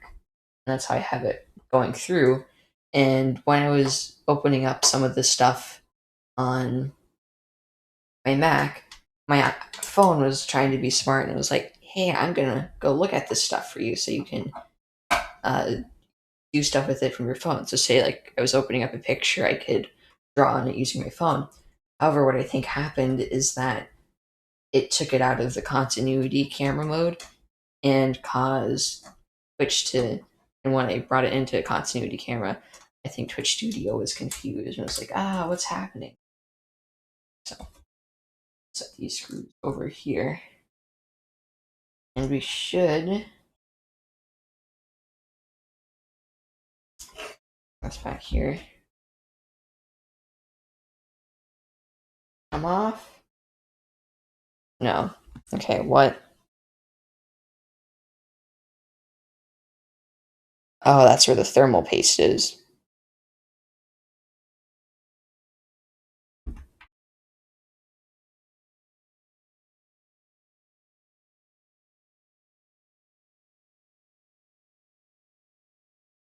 I don't feel like I'm doing anything right. You know, one thing we could also do is just not take it out of here.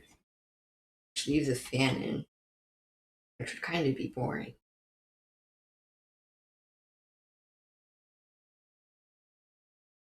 I think we're just bending the board. You know what? I'm not going to do that. I'm not going to take that off. I'm just going to leave it.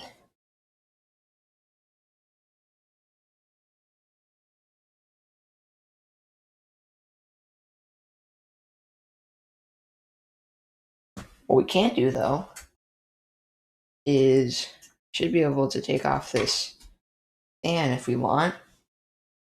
Just to take a look at it. And of course, I think. Maybe not. Maybe I should just leave this whole thing on. You know what? In hopes of possibly repairing or putting this back together, I'm not going to take that apart.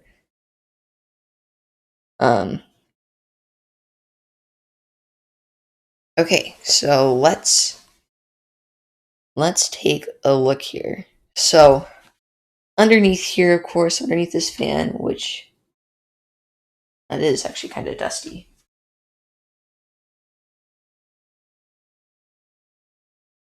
How do you would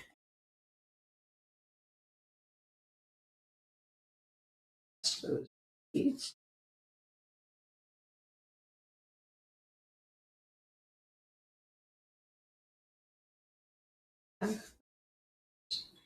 We're great, but doing it.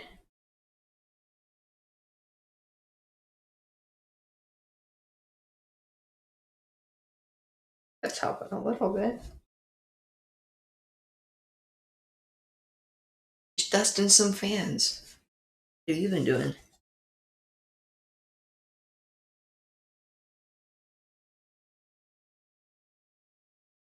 Okay, I think there's still some dust on there, but I got off what I could.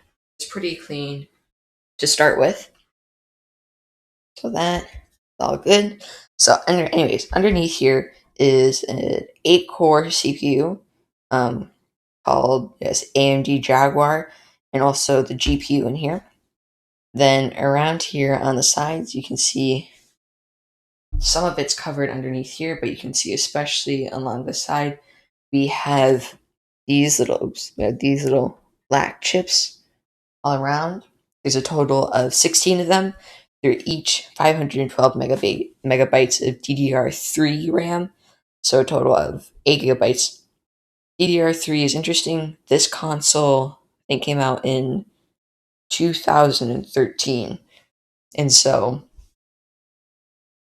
like, currently we are using DDR5, but still interesting to see that on this old console, which still can run some of the newest games, including Forza Horizon 5, which I demoed, it can still run it even with the slower RAM. And it has 8 gigabytes, which I think was probably more ahead of its time. Also have this chip, which, let's see, looks like Microsoft Xbox One. What is that chip? Here, let's take a little. Just gonna do a quick Google search, and if something pops up, I'll share my screen. Southbridge.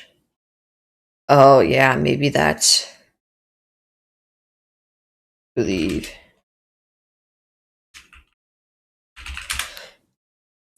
I just wanna check to make sure I'm right. But what I believe that is just like the chipset chip. Which, if you don't know computers, then you don't need to. But I think that probably handles like a bunch of I/O and some other stuff. But okay, so let's go back to the thing. Okay, then we have integrated power IC, which should be right up here. One chip right there. And then we also have our Ethernet controller, which I think is right there. Yeah, you can see Ethernet port right there, Ethernet controller there. Kind of makes sense. Got some other things too in here. So this is the part where you should always be careful with. So you can see here, this is our power part, the proprietary power, whatever it is. Oops. And so you can see all these capacitors. Usually capacitors are one of the things that goes first. Like one of the things that breaks free. Oh, I keep bumping my microphone.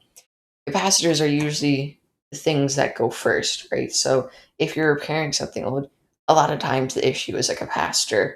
What capacitors do is they store charge, and sometimes capacitors can start bulging or breaking.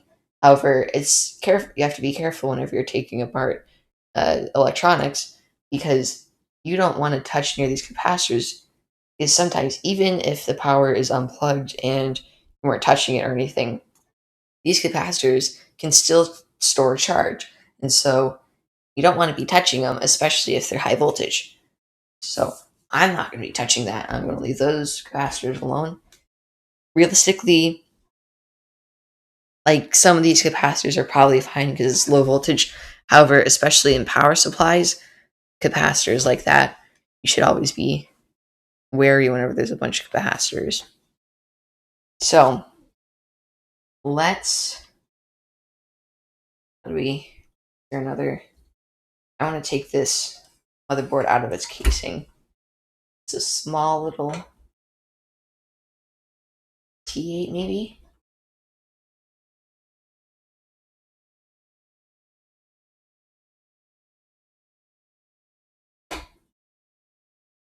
Oh, a little T8 screw, but also got this little plastic frame, whatever you want to call it. Got some more screws there. There's this little thing which is holding. I guess the real thing that we want to do is get everything apart. So there's this. There are some more Torx. Those I think might be bigger. So let's take off these last Torx ones. Let's get a T10 Torx. I think that might be the right size. Hold this from falling over because the fan's still in it.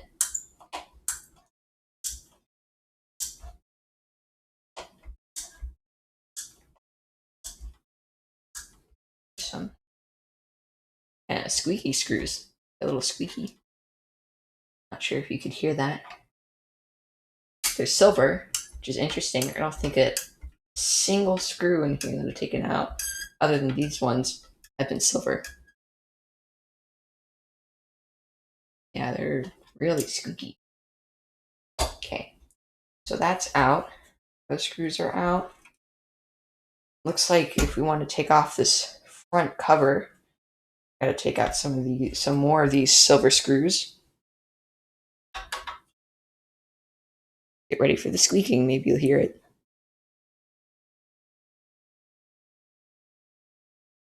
Oh, they aren't squeaking.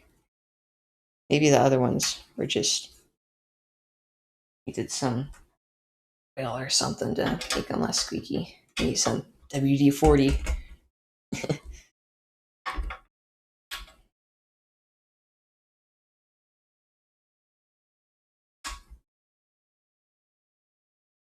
Okay, well, got that out.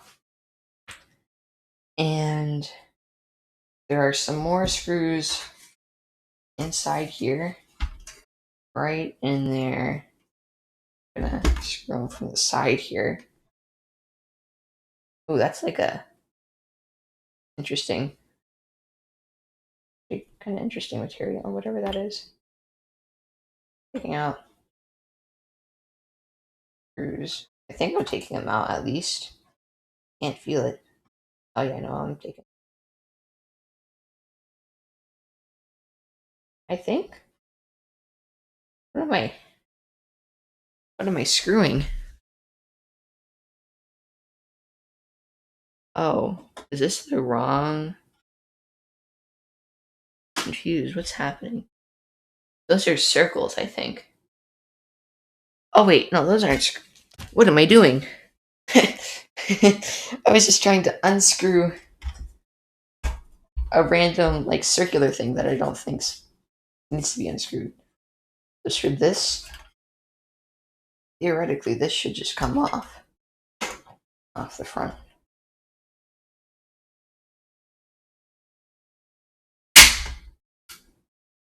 Oh well, that's one way of doing it. Hope I didn't break anything. I don't think you're supposed to do that. Or no, that was actually fine. That was fine. Because you can put it right back on there and it's fine.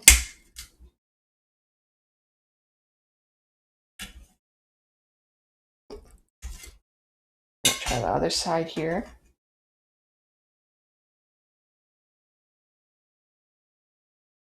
A lot of just prying. Actually, maybe that's not necessary. Maybe we should get the motherboard out. I think the last things are probably just these. And at this point, I'm not going with any guide or anything. I'm just kind of winging it. I don't know if there even is a guide for this sort of thing. But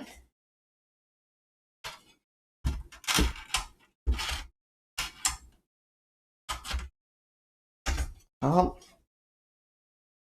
movement. We have some movement. What if we flip it upside down and try to drop it out?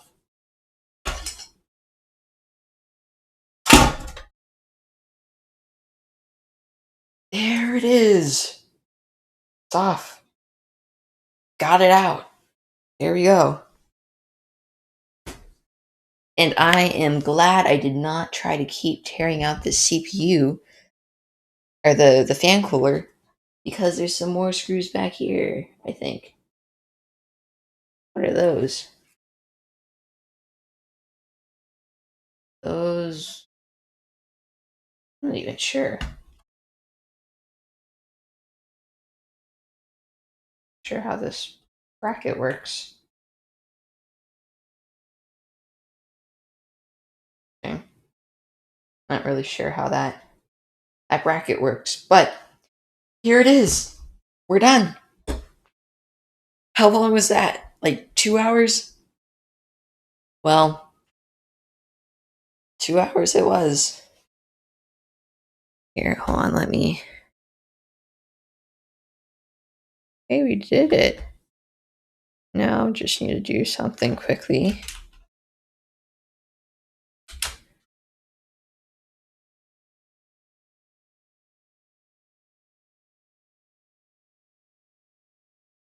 If you'll just give me a moment. It still says I have one viewer.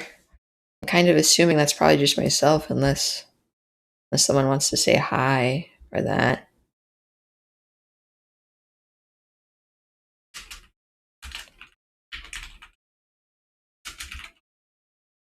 Um,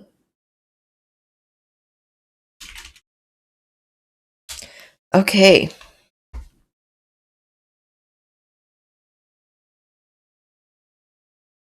Sorry, just. Okay, so we are going to reassemble. Woohoo! Actually, wait, hold on. Yeah. We just give me a moment. If you want, you can examine this beautiful, beautiful piece of hardware. But okay, so well, welcome back. Welcome back. Here we are. Here's our beautiful, beautiful Xbox, all disassembled, all the different ICs. Here's our fan. Got a bunch of capacitors and all sorts of cool stuff. But yeah, now time for reassembly. This is okay. So first step, we need our big metal casing. Here we are. So don't want to touch any bad parts. So here's the test. The true test to see is, did I break it? Hopefully not. Maybe I did, but hopefully not. Okay. Gotta set this in without. There we go. Nice and snug. All the little, yeah, this is like a little interesting like cardboard thing, I think, to help prevent scratching. So that's in. Got these little black plunger looking things, which we can, let me show you. Little black plunger looking things that we can stick in. Push. Is that in? I don't think that's in. Actually, no. That's in. Another one of those black plungers. Oops. Don't want to do that to the board.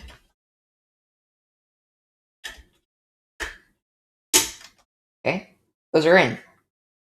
Those plungers, now we need to put this white plunger in, which also happens to have a screw instead of a little locking thing. So we're gonna screw it in. If I can get this screw to work. Or it's not. I'm failing at putting a screw in. If I can't put a screw in, then we're gonna have a really bad time trying to fix this. Listen, that's it. I need to push everything down. It's uneven. Right, let's see. I'm already kind of feeling the suspense.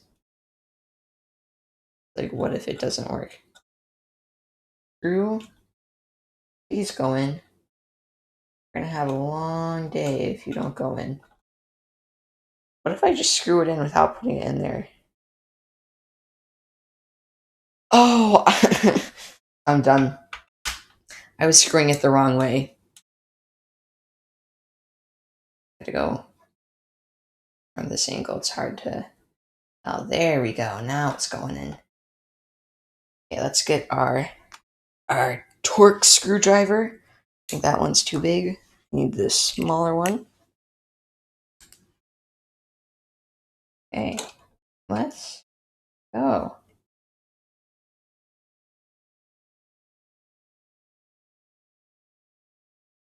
Oh, don't want to scratch the side outside. Okay, it's in. Plungers, they're very loose, but they're in, which I think is how they're supposed to be. And then there was some screws.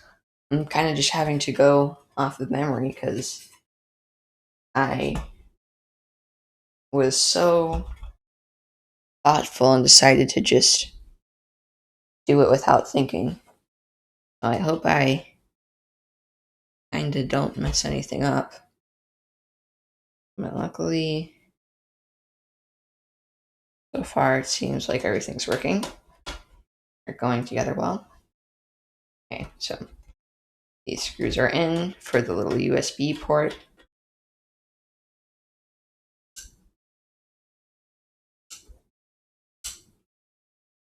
Screw AB2, B4. There we go. Those are in.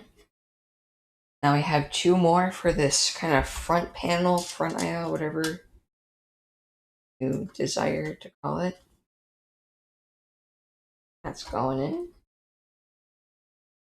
We're also going to do through here.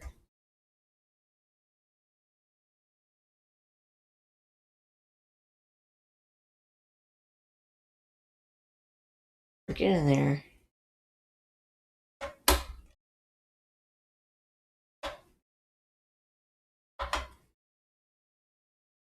Okay, so those are in. I think we got it. Oh, there. Okay, now I got to remember what I did because I kind of forgot. I think this piece went on this side right here. I think it went like right here. There. Okay. Just got it in. Oops. And that one had 3 screws. Where they are. This screw goes in. This screw goes in. This screw goes in. Something seems wrong. This doesn't seem right. Maybe it is right. Oh, no, yeah, this is right. I'm doubting myself.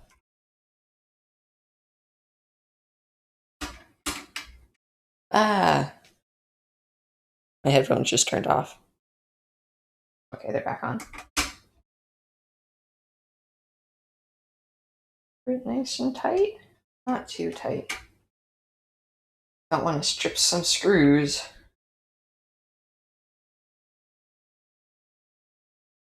Okay, so Portmon 312, are you still here? Just let me know in chat.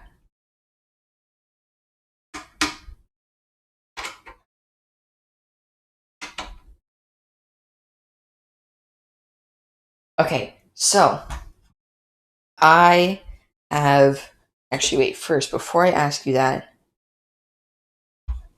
I need to put these screws in. Okay, so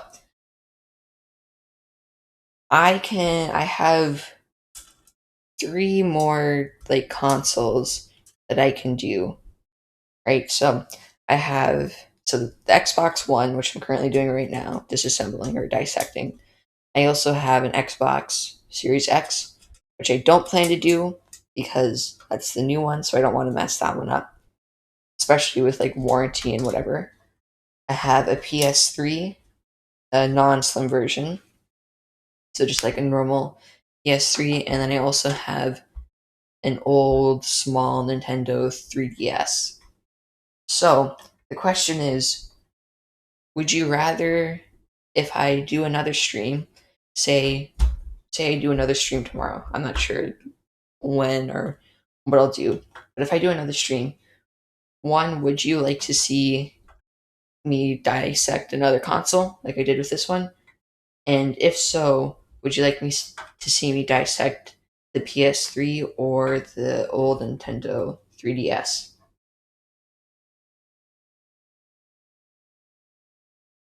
It's a very, very important question. So take time to formulate your answer.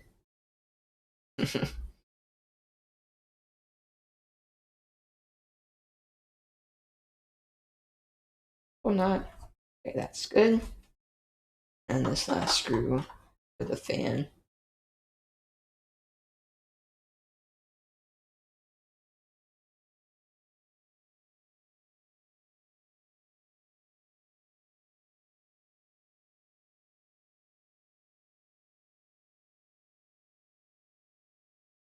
Okay.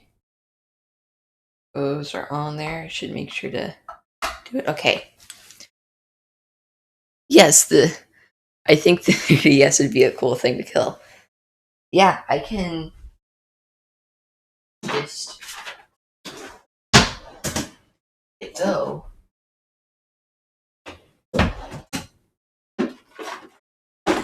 Okay, I'm not sure where it is. I'd have to find it, but I know I have it somewhere.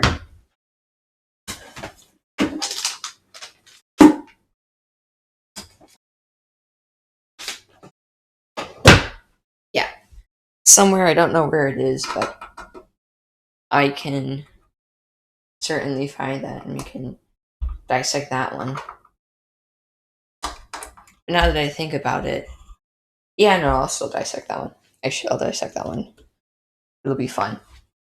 Okay, here we are. So now I think we need our hard drive.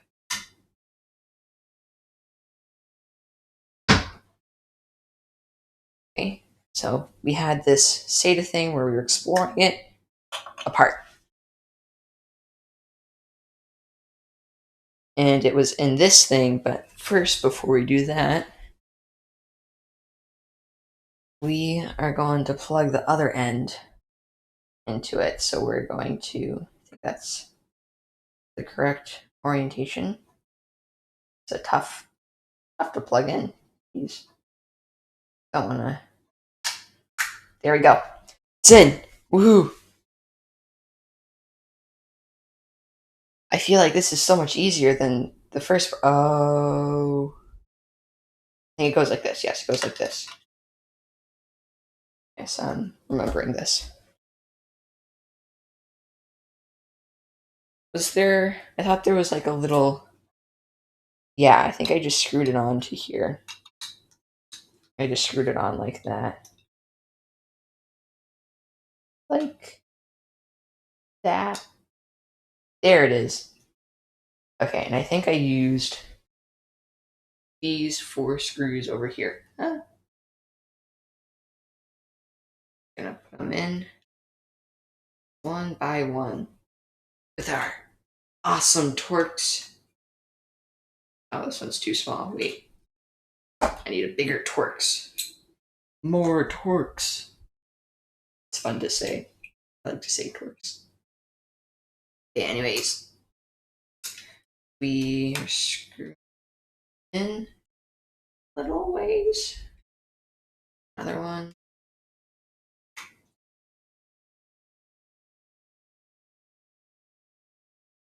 I'm looking at the thing above, kind of my hand kind of looks like a spider or something, just doing the little quick screw.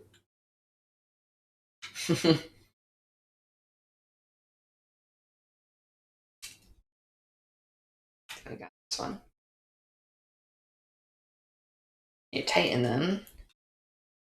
Now, tighten. So I thought it was weird that they had these torque screws, which if you look, it's this weird, and see if you can see that. It's this weird tip, this weird looking tip. Not sure how easy that is to see.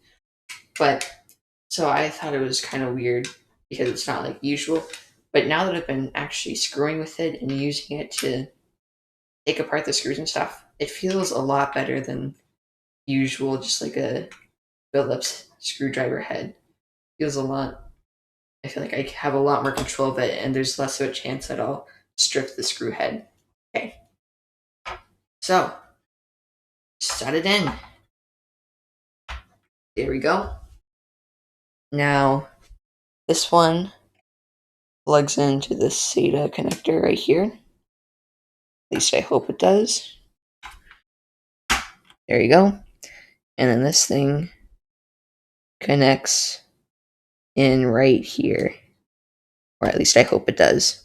Hey, it fits. It works. Okay, now the blue drive. What? Not blue drive. The Blu-ray drive, which should just be as simple as. Where does it go? Should just be as simple as like 1, 2, 3. It's fine.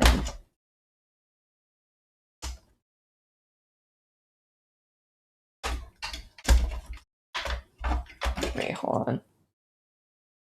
Oh, this little. See that? And I ruined it when I took it out. I just gotta hold that when I put it back in. These things need to go in, but they're not going in. There we go. We're in. And this fabric on the side is kind of destroyed, but it's kind of together. So, gotta plug this. I'd assume some like power cable or something in. It's a lot of wires for power cables, so maybe also some data for some other thing. I'm not sure. Okay, but there we go. That's in. Now, look behind. I think you just have to put this in. Yeah, you just. No. You have to plug this in first, I remember. Forgot about that. Plug has to go in. You plug that. Once we get that in, we should be fine. Should be the right direction. There we go, we're in. Now, close it. It's not. Oh, you gotta. There's like little rubber or something to. Something's not fitting here. Maybe it is. I think I'm fine actually. That looks right. Okay. So that's on. Now we have to get this thing in. We gotta put it on right here. Remember, this was the Wi-Fi. Beautiful Wi-Fi. So beautiful. Let's get this Wi-Fi thing in.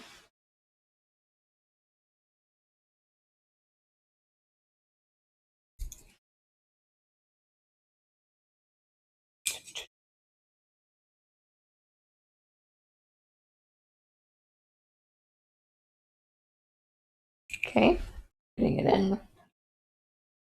Our screwdriver head in. There it is. Get our dip. Let's see. Go in. Here we go.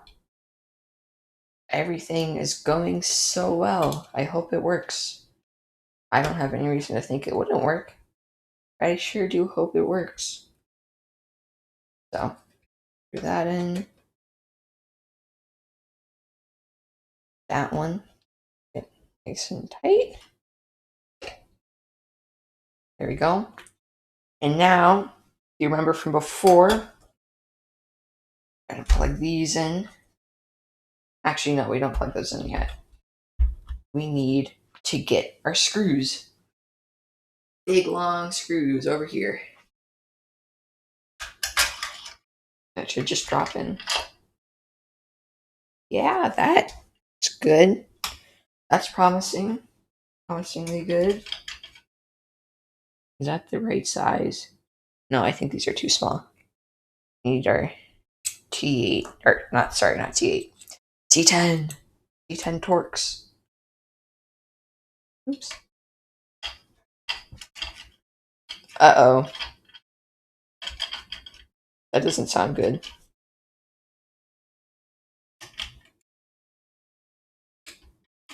It's not really screwing in.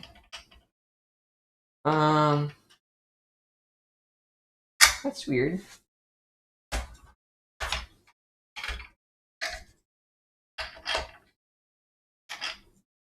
What am I missing?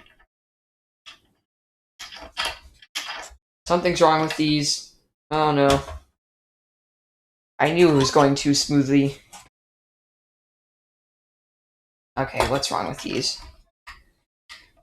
With these plungers. The hole down there. Was there something supposed to go in there? It just goes through the case. Now I'm confused. I figured it out. I know why.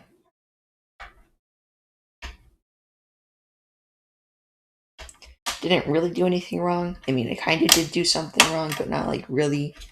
I don't have to disassemble it. Everything is most.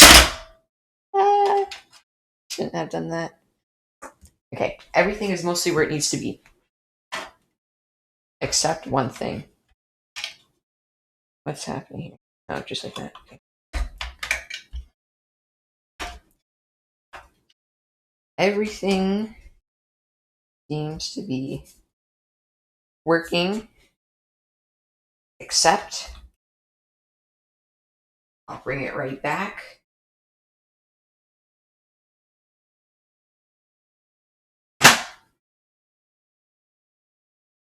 It wasn't in its case. It's plastic case. Plastic case, you can see. And the reason why the screws weren't working is because the plastic case has the screw holes. So no wonder the screws weren't working, because I was just screwing into nothing. But now there should be some plastic screw holes. And look at that. It works. We're screwing. Hey. That one's in. It's so close. I can't wait to play all my favorite games on it. I probably won't, though. Mostly just be so happy that I didn't completely break it.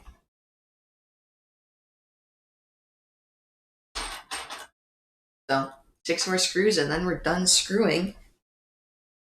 So let's just pop all of these and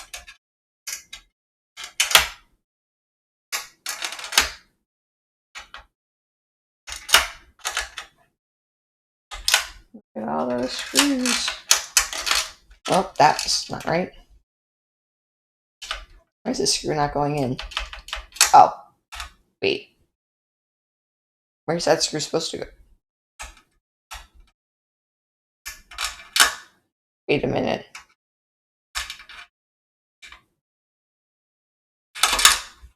I don't... Wait a minute. Where's the screw go? Hold on. Wait a minute. Can't find where the screw goes. I mean, realistically, I probably don't need it. I don't think the screw is that important. However, I want to put all the screws back in where they came from. So I would hope to... So 3 screws there.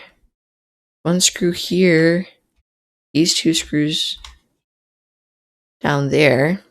We had 6 screws. What? Hold on, technical difficulties. Oh, I know. I have to take this apart again. I thought I just had not that many more screws, but I actually have to take apart more screws than I was hoping. Okay, well, we'll have to unscrew again. Super fun to have to unscrew a bunch of times. Favorite part of unscrewing is just having to wait for it. Okay, so gotta pop this off again without breaking it.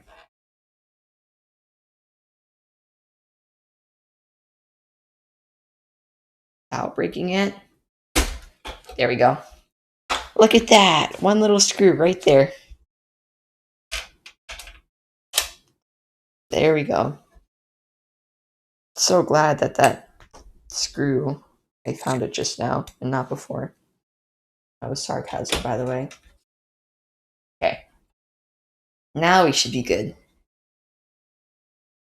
Now we should have some fun screwing in more screws. All the way in. And we can plug that back in. Gotta come back to screw that. Oh. It's a very interesting pattern. I wonder why there are these little holes. Just wondering to see if any of the holes match up on the case, but I don't think so. It's kind of interesting. I wonder what those random little holes are for, with the little key around here, here, here, there. No screw goes into them. But just gotta do some more screwing. Hopefully once we get it all together, it'll work. I hope. Dissecting it and break it. Reassembly, it's going well so far. I accidentally forgot a couple parts, but got it going. I don't think I broke anything, so we're getting really close to putting it back together and seeing if it works. And if it does, I'll be happy. And then, depending on how tomorrow or the week goes, I might do another stream of me dissecting my old Nintendo 3DS, which is, I predict, is going to be a lot more difficult. That was not good. I think we're still fine. Okay. I think the 3DS, taking that apart, is going to be a little more difficult, but because it's a lot smaller and there's going to be more tiny parts, and I think there are some strip screws because it came that way from the factory. So that'll be a lot more difficult, I think, than this one, which is it's been relatively easy so far. So let's pop that little guy back on. There we go. Let's get this guy on.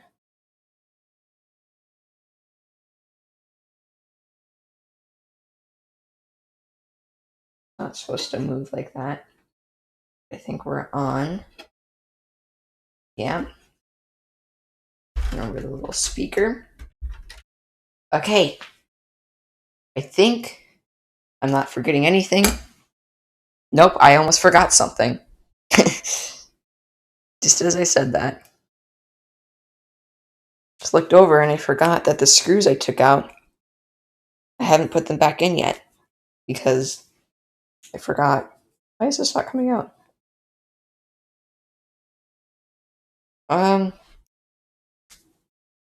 My screwdriver head isn't coming out.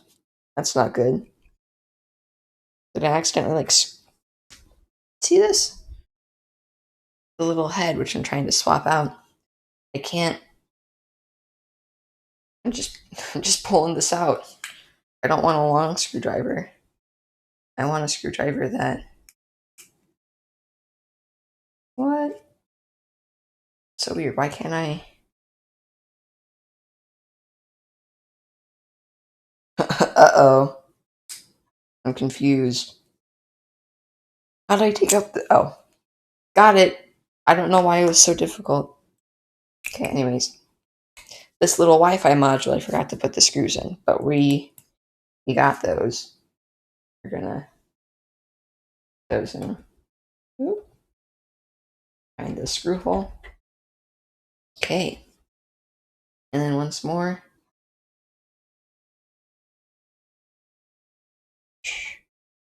Oop. Got that in. Okay. Nice and tight like it was before. Okay, finally. We get to put the cover on, which I am first going to dust because it's a bit dirty. Hold on.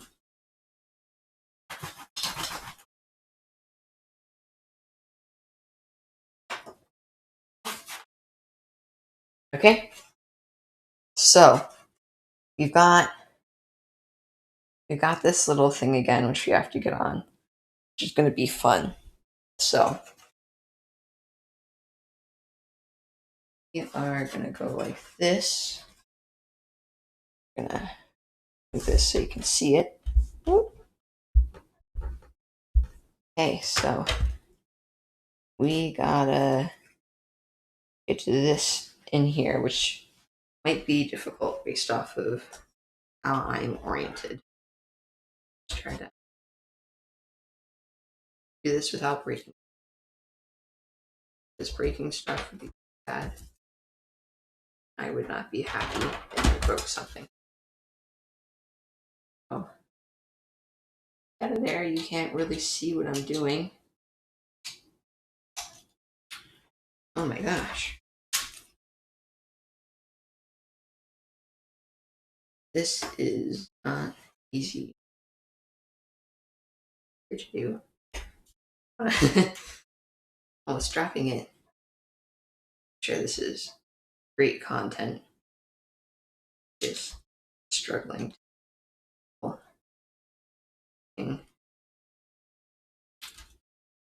You have to try like this.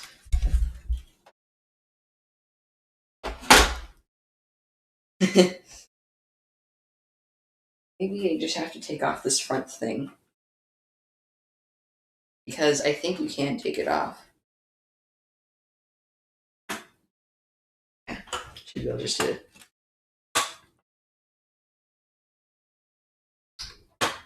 pop this off. Okay, how do you do that? Because these little... You can just pop all these off. All these little bracket things.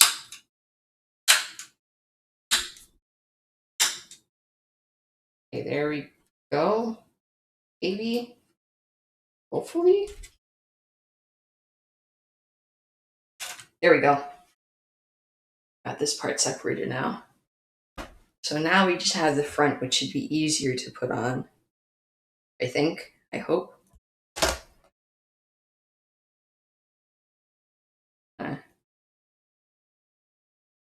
That in there. I have this oriented right, I would hope. Don't want to put it on and then realize I actually have it upside down. That would be pretty bad. So.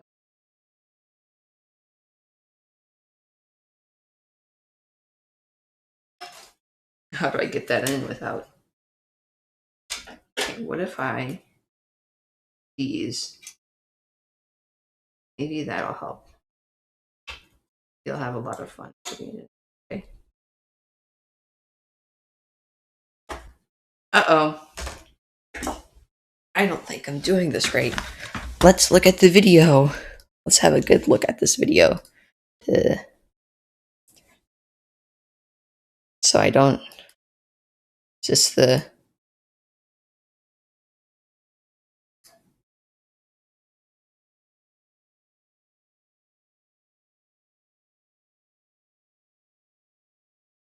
we already did that.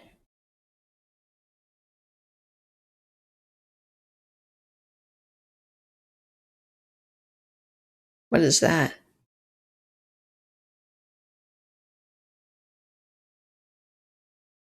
Wait a minute, hold on, let me so you can hear it.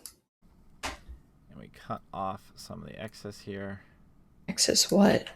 And then we take a pair of scissors and we cut off some of the excess here.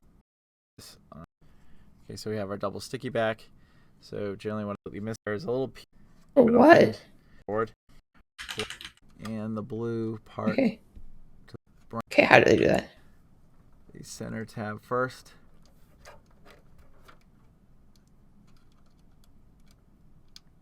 So it should just like go in. Okay, let's try that. Maybe that'll work better.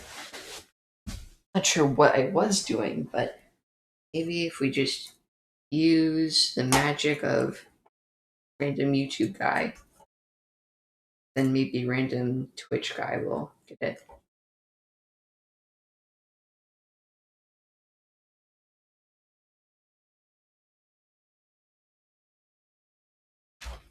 Probably like that. Need like 5 more hands. Just help me. If we like this, if we go like that, then maybe, only maybe, will I be able to get it in.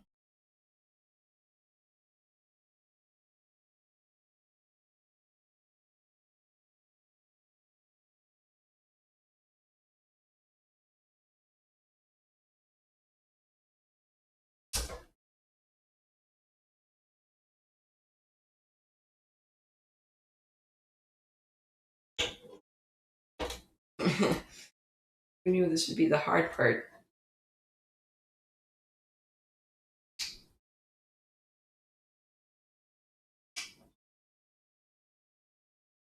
That I'm struggling so much now. I can't just get it in.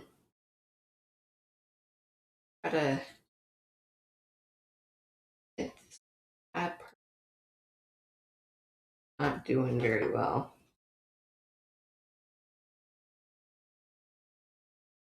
Is that it?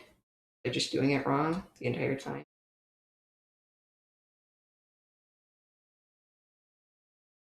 Please.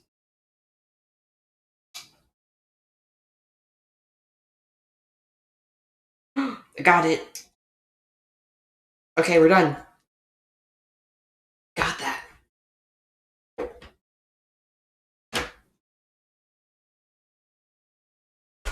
Yay.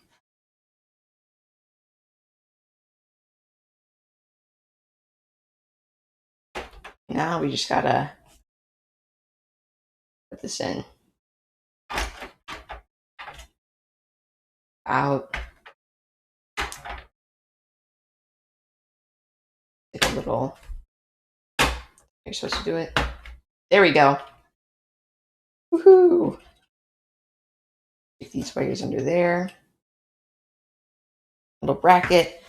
Now we should be able to get our top piece.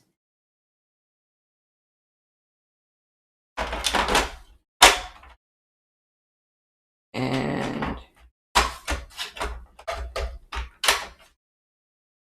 okay.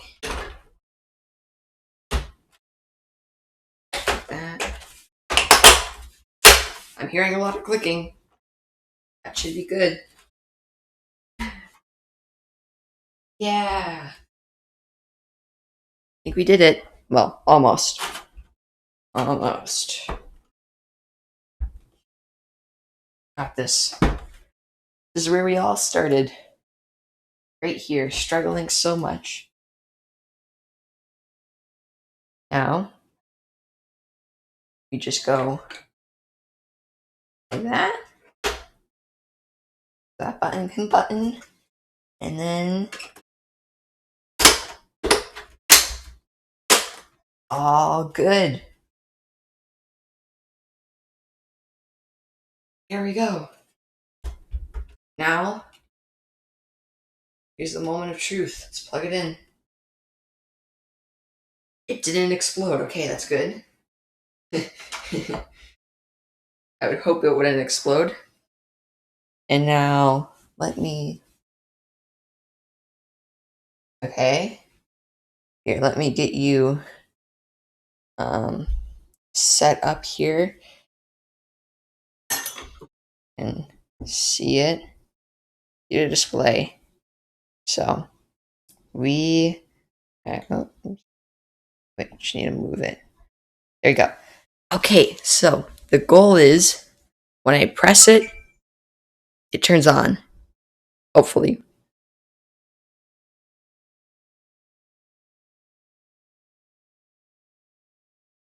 We hope.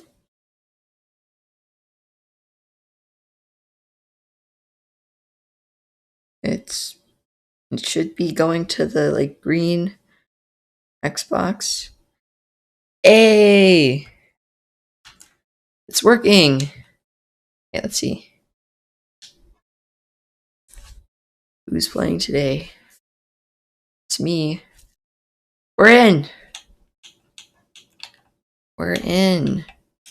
And, you know, it might take a long time, but let's also see if we can get Forza Horizon 5 working. Because then that should be a good test to make sure everything is still working. But we did it. We're done.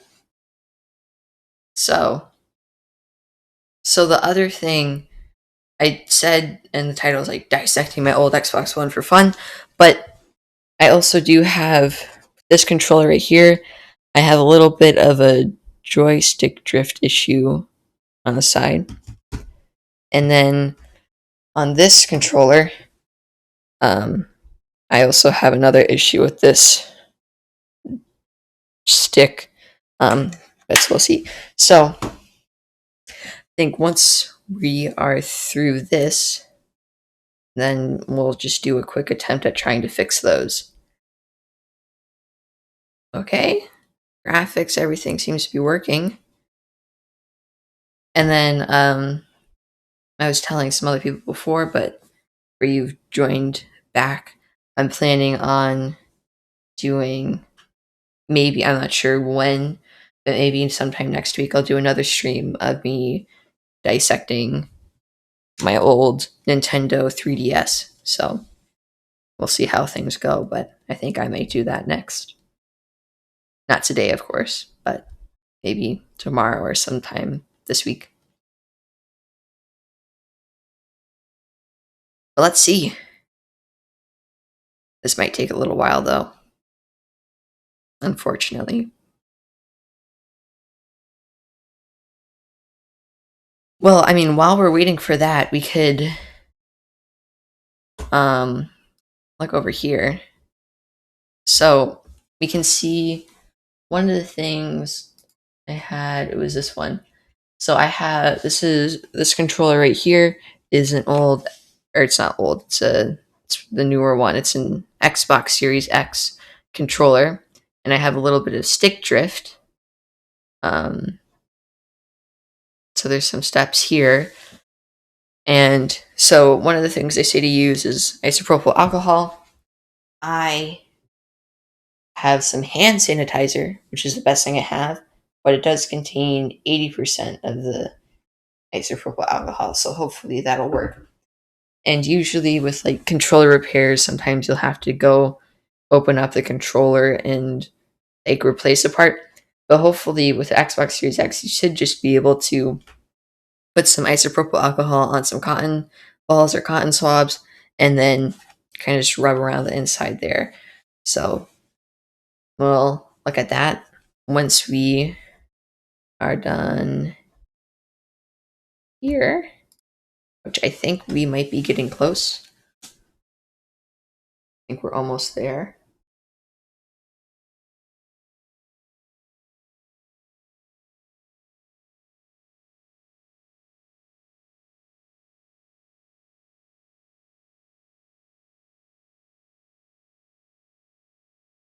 almost there, I think. Takes a really, oh, here we go. Takes a very long time on the solder, especially with its 500 gigabyte hard drive, not SSD. Takes a long time.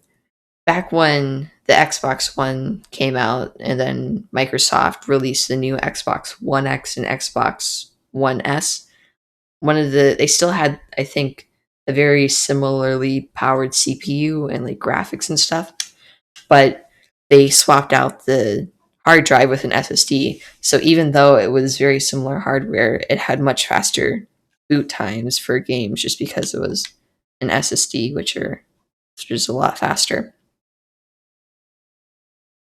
So here we are. Gonna give us just a little more loading. There we are. Everything still seems to work fine. Yeah, there we go. Okay, it's working. So we're gonna turn that off. And let's just go ahead and look at these controllers. Okay, so go. Whoop.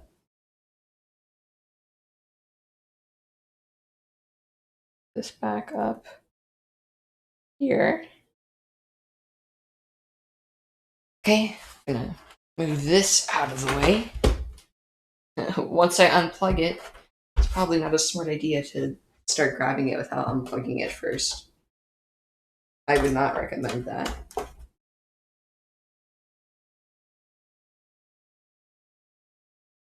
Okay, so a little messy with all my stuff, but here's the controller. Let's turn it on. Let's get it connected to, okay. Now it should be connected to my computer, which if we look at, oh, not that one. Oops, over here. Look over here. I was doing that, but then I ended up deciding I didn't want to take off the cooler because I didn't have any heatsink paste, so I was just decided not to do that. But in the future, if I do, I can try that, but I don't have any on hand. Okay, so game. Yeah, I didn't want to accidentally ruin the performance. Like gamepad viewer or something like that. Gamepad. Is that it?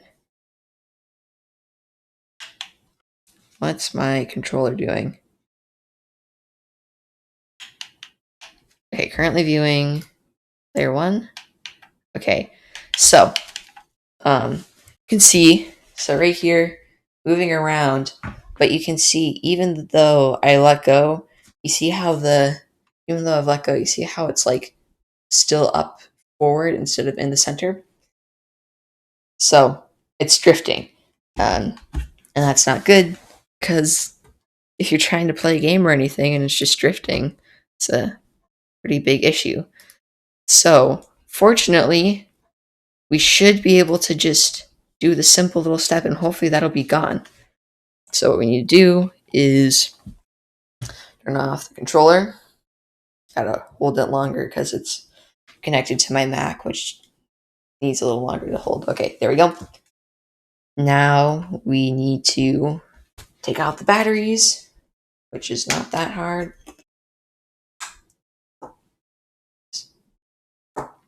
Okay. Getting the cotton balls. Okay, apply a moderate amount of 70% isopropyl alcohol.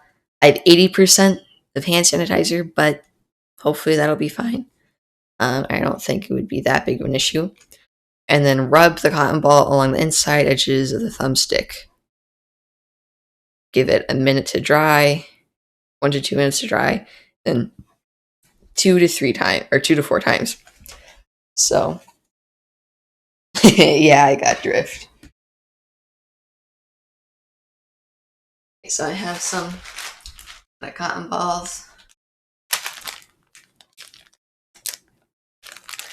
Yeah, I just have it's some hand sanitizer, but it's 80% isopropyl alcohol, so it should be fine though. It should still work. Okay, let me get rid of this.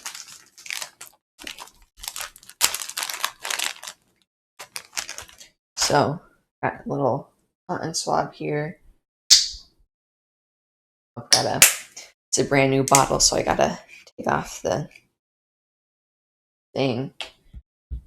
Peel it. Here, let me switch so you can see it better. Take this off.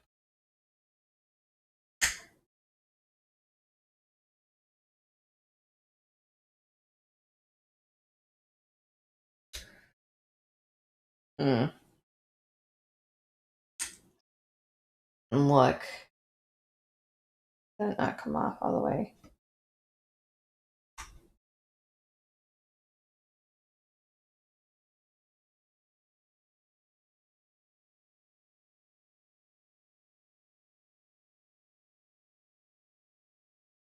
Okay, gotta be right back.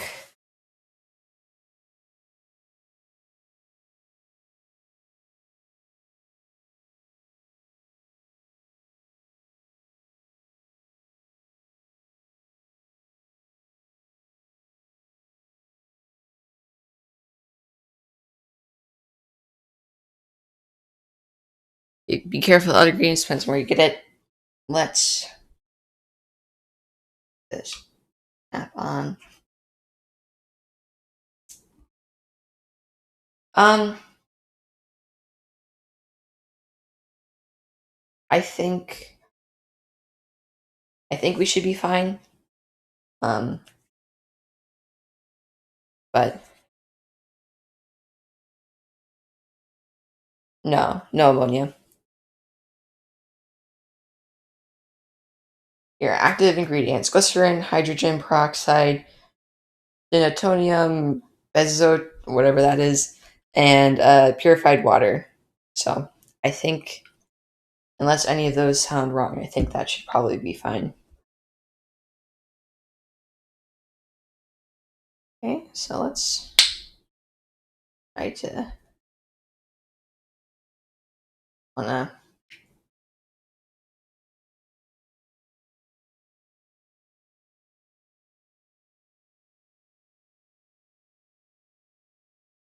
I think that's good.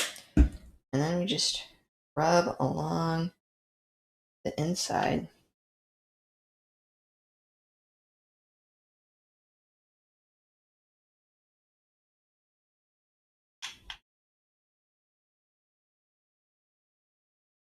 Do that a bit. Okay, move this around. And now we wait for a little bit.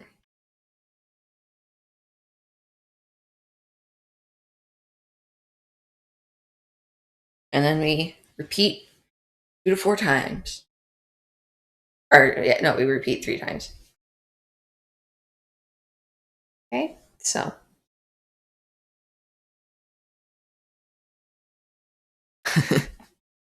No.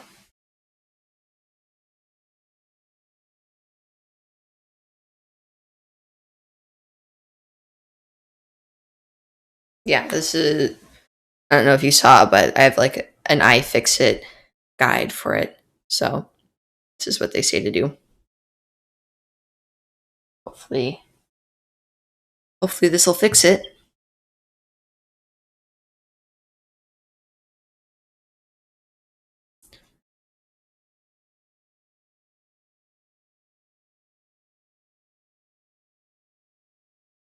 I get rid of this cotton ball.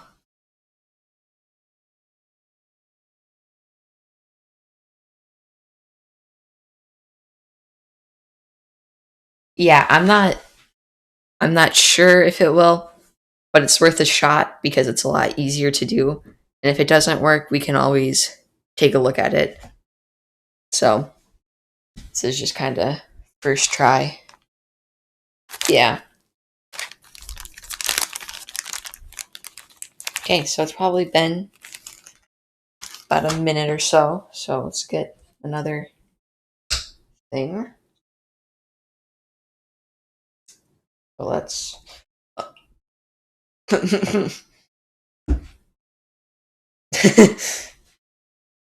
Okay, well, that's not good.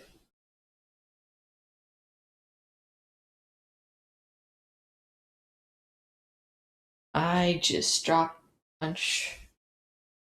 Hopefully, we should be okay though. But I gotta wipe it up. Maybe I shouldn't do it over my mouse. Well, okay, I have faith my mouse probably survived that, but I might want to let it dry.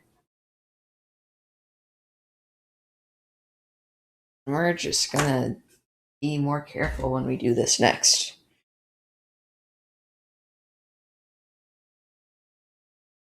I'll try to be a little careful. Okay, go back to the controller.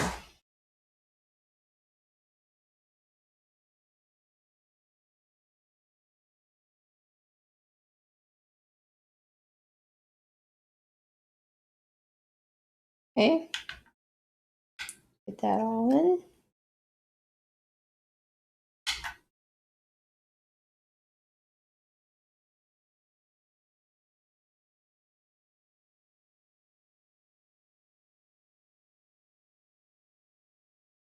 Okay, I'm back. Now let one more minute pass. I think, yeah, minute has passed now. So, should be able to. Okay, let's do this over my towel, just in case.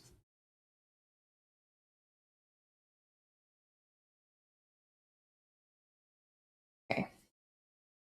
Done with you. No more hand sanitizer. Okay.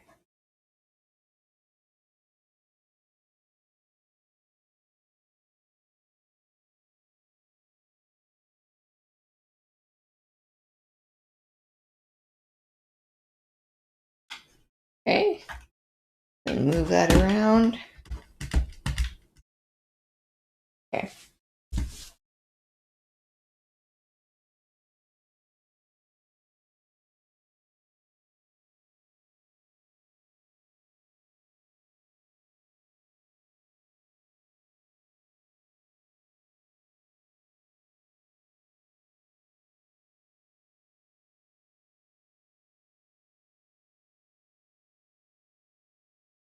Okay. So I'm going to give that some extra time to dry before we put in the batteries. Hope my controller's okay. Or not my controller, my mouse is okay. Okay, so let's come back to here. And so the other controller I have an issue with is this one. How do I test this one? Because I am on a Mac, one of the weird things with Mac OS is that I can't just use a controller through a USB. I have to be. It won't let you use an Xbox controller or whatever through USB. It has to be a wireless Bluetooth controller.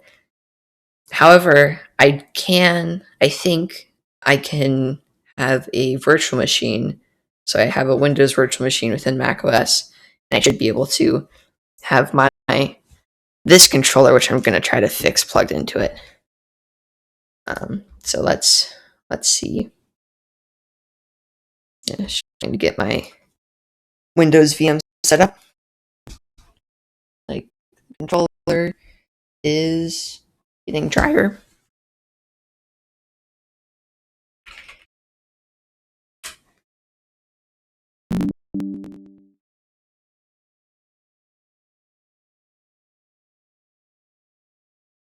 Okay, I'm going to switch over so you can see the Windows VM I have. No thanks. What? Why is that even there? Okay, anyways. So I'm gonna plug this controller in with the cable I have. and see if it works.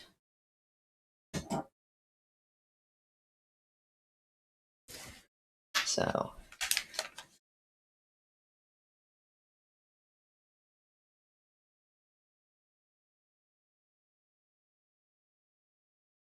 I haven't tried this controller in maybe like a year or something.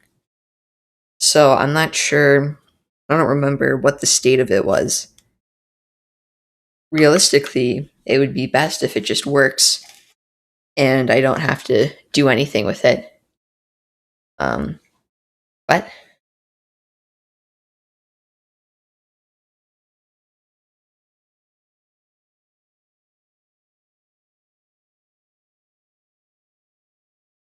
oh, okay. Okay, yeah, we can definitely see something's wrong with this one. We can make that bigger. How did it even do that?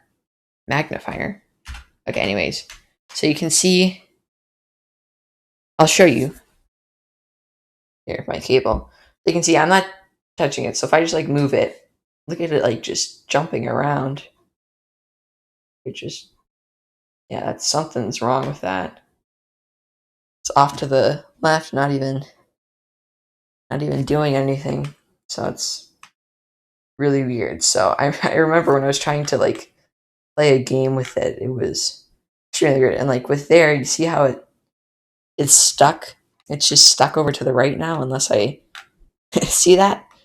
Now, if I want to go to the left, I can't, or right, because it's just stuck into that top right. So something is definitely weird with these controllers. So we're going to try to take that apart. But before I do that, we are going to try to oop. And where's my cursor? That, oh, it's weird. Okay. Like that. I think we can come here. We come back here. And let's try. Alright, oh wait, I need to put the batteries in this one. Batteries, okay. Minus to minus. Plus to plus. Okay. Let's see. Hopefully, it works. Well, look at that. It doesn't work. So, might have to take it apart. We'll see. Wonder how easy this is to take apart. And also, does it void my warranty? So unlike the Xbox One, I could possibly get this into warranty and not have to worry about anything. But the other question too is, can I even open this, and how long is the warranty on it? Let's see. I'm gonna just go back to here while I look at to see the warranty is on it.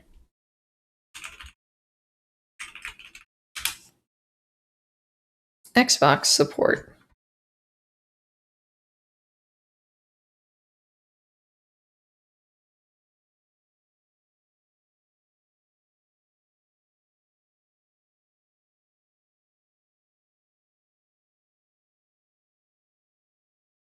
Do any of you know the default length of warranty? Because maybe I could figure out based on that.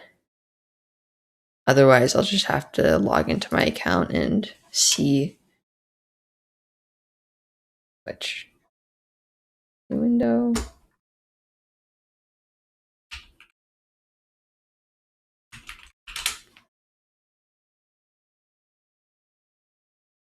Yeah, okay.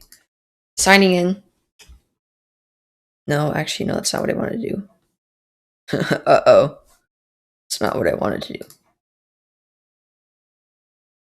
Probably just listening to me talk to myself while you're hearing nothing. Like, just watching me move my controller. Or I keep saying controller, my mouse. But this will determine if we take it apart or we don't. I don't know if you can hear me typing either. Don't know how the which thing.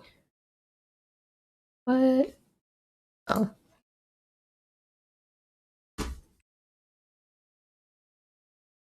Okay. So my account. Then we're going to go to that /devices. I think it's /devices. Okay. Warranty. Look at this warranty.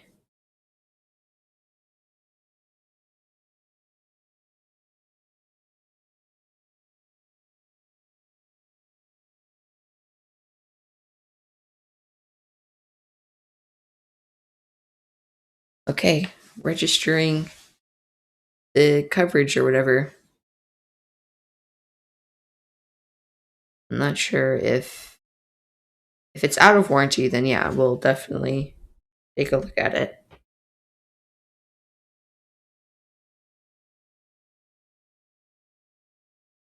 Okay, device has been added. And let's look at this warranty. What is the warranty? Warranty expired. Oh, well, that makes it easier because let's take a look. But before we take a look at this one, let's take a look at the other one. Let's take a look at this one. Okay, so I'm not sure if there's a guide. This is just a Thrustmaster. I got it like a while ago. Master keys.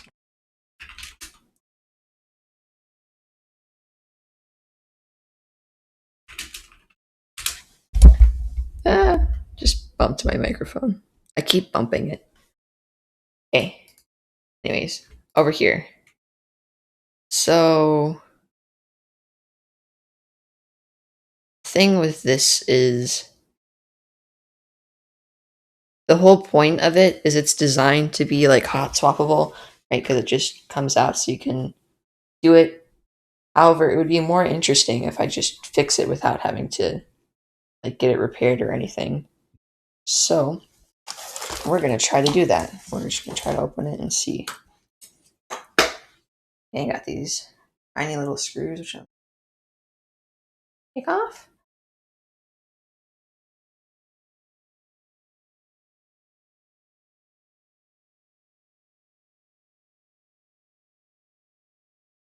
So this one I don't have much faith for. Not sure.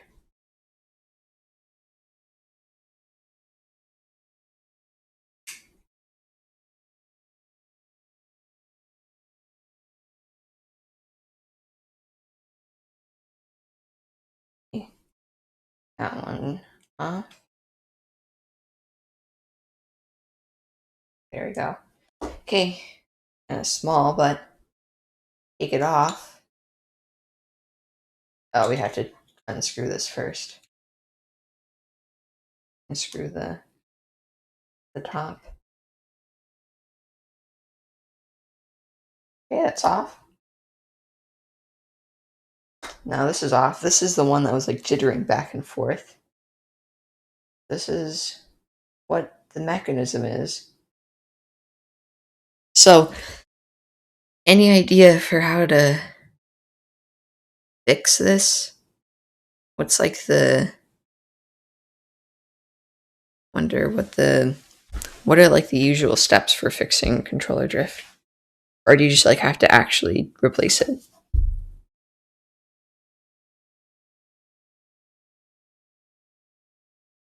Hmm. How to fix controller drift. Let's see. What's the way they do it here? It's not the same controller, but will it?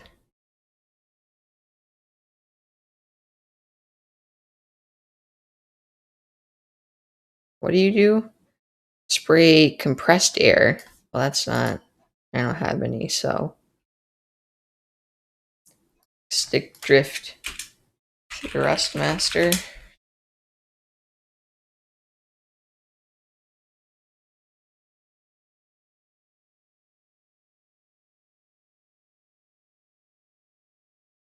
Got like a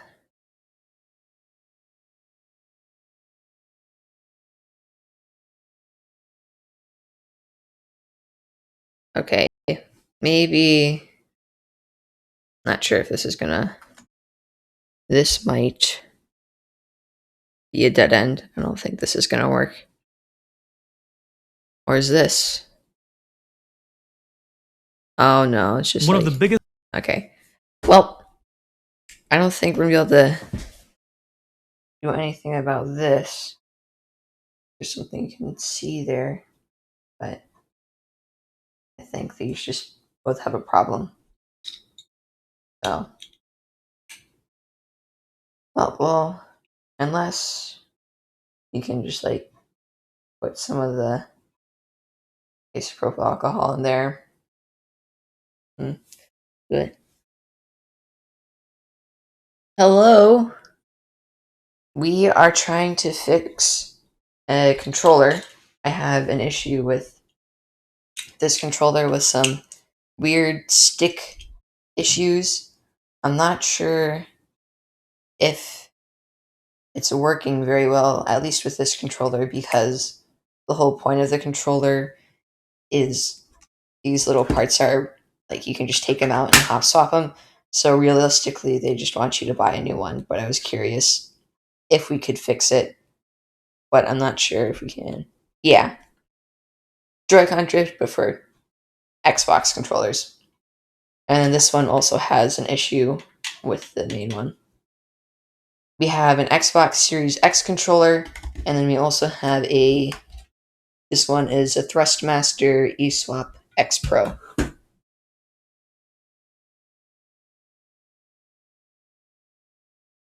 And also, thank you for the follow.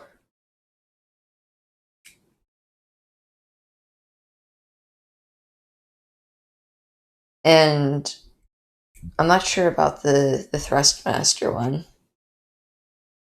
With drift, I'm not too sure. My guess would be it has to do something with the sensors or something like corrode contact or something. Yeah, Google's the solution. Here, that'll help. I'm just gonna screw these back on just because I want to make sure this. What's ELI5?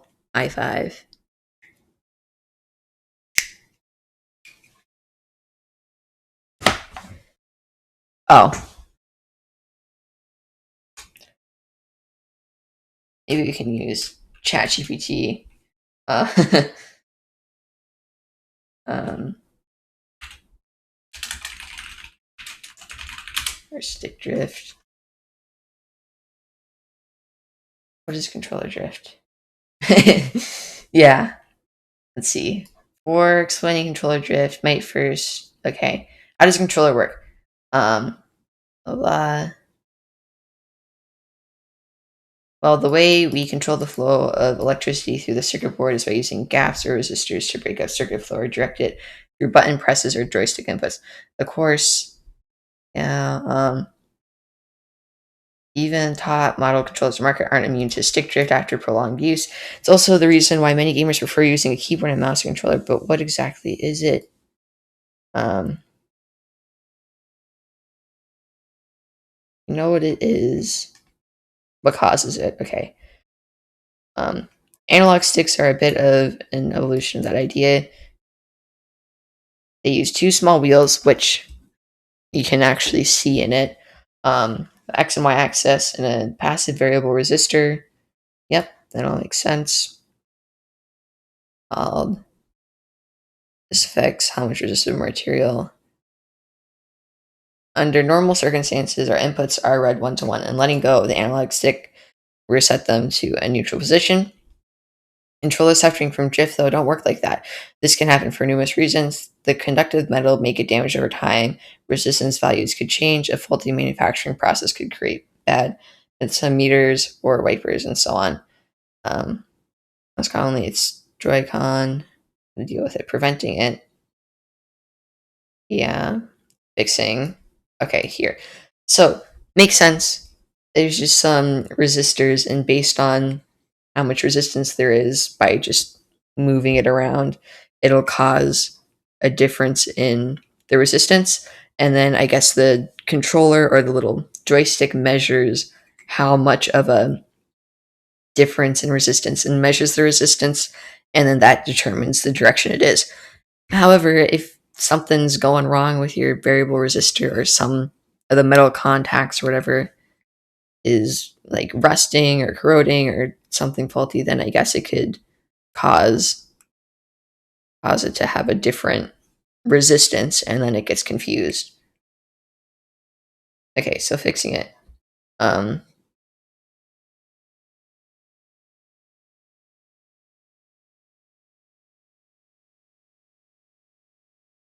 yeah, yeah.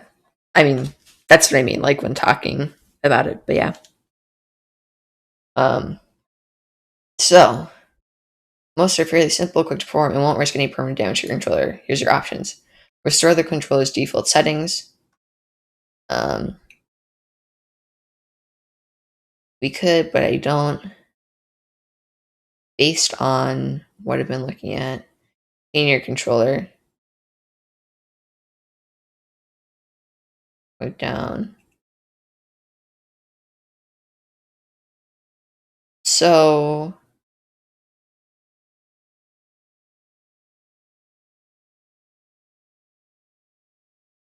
okay. So usually I think what you do is you just replace it.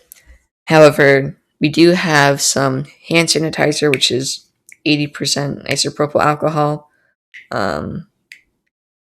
But we can do is use that, and then we have some cotton balls or cotton swabs.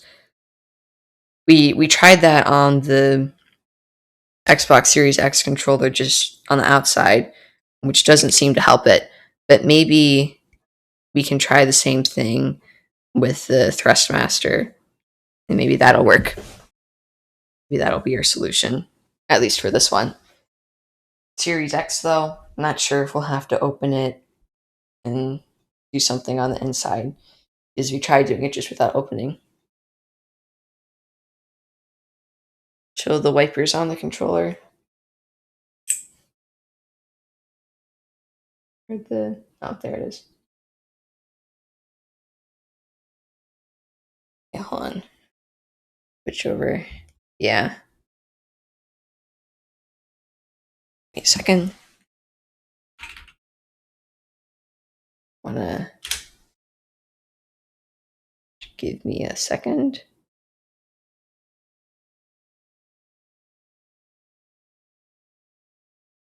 Okay. Get this.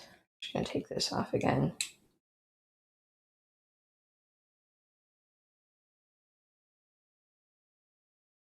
Okay. Oh. Probably should change the title of the stream, considering we're no longer dissecting the Xbox One.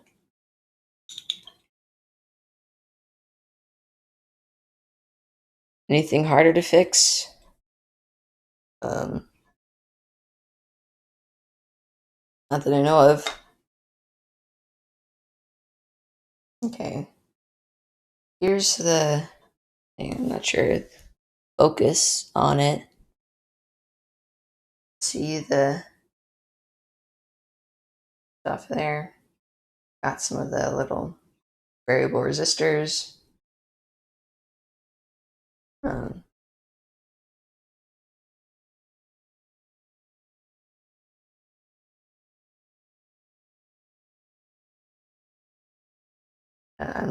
unless we just like get some isopropyl alcohol and there, does kind of look a little. That's what we'll try. I don't think it's going to work, but it's worth a shot. Why not?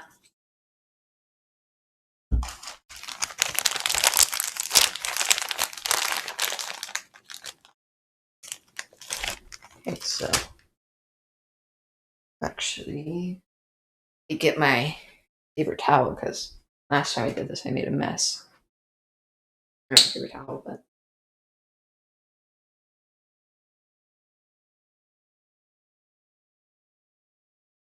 some of that.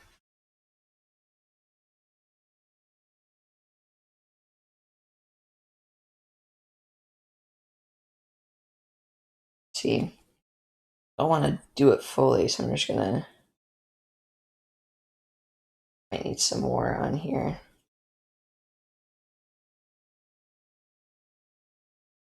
Kinda. Maybe some more. I don't think that's enough.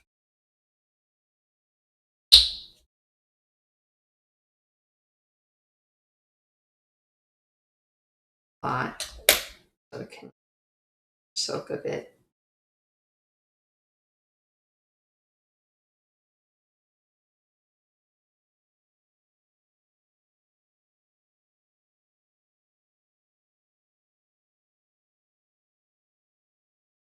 Around.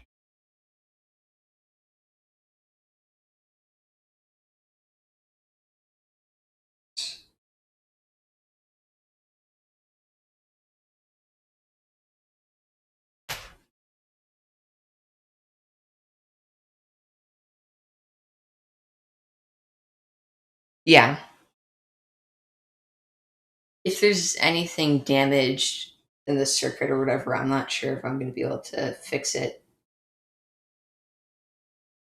Actually, now that I'm doing this, I just realized that there are 2 more screws on here. So maybe I can take those off and see if we can get any more into it. So, and that's so that. Give that a moment to dry. We go back up to here and we go to here. I don't care. So, but I don't care.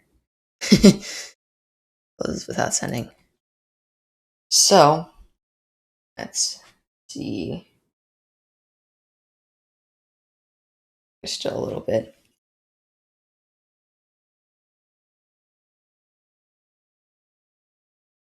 Hall effect sensors. Never heard of those. What are those?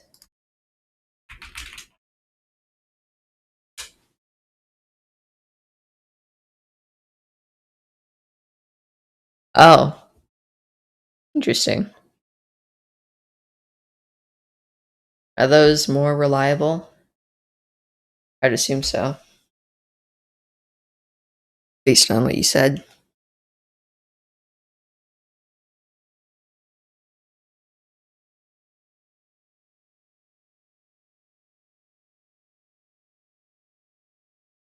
Is it cheaper to do the variable resistors, or why would they? Or maybe just some issues with magnetics. I wonder why they would do go away.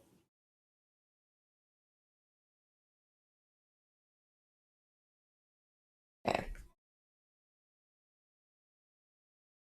Okay, so maybe someone should just make a more expensive controller or something. I don't know. Okay, I think this is probably dry enough. I don't need the cover. Just need to put it in there. Okay. So up, in, down. What is happening with down? Oh well. That yeah. Maybe I need to give it more time to dry. Because it was not It's acting weird. Yeah. It's like, I don't know if people would pay a lot more just for something more reliable.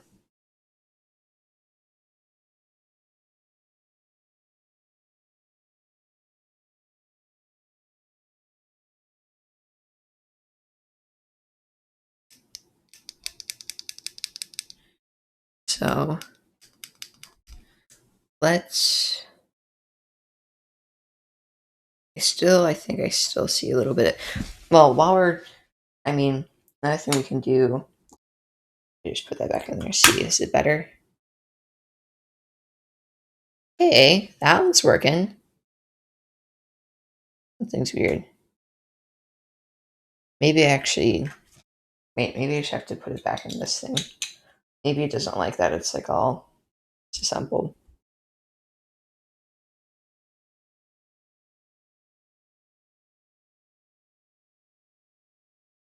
But if that worked, then only if it worked though, we can try doing it on the other one. If it didn't, then we can take it apart and maybe look at it a little bit deeper.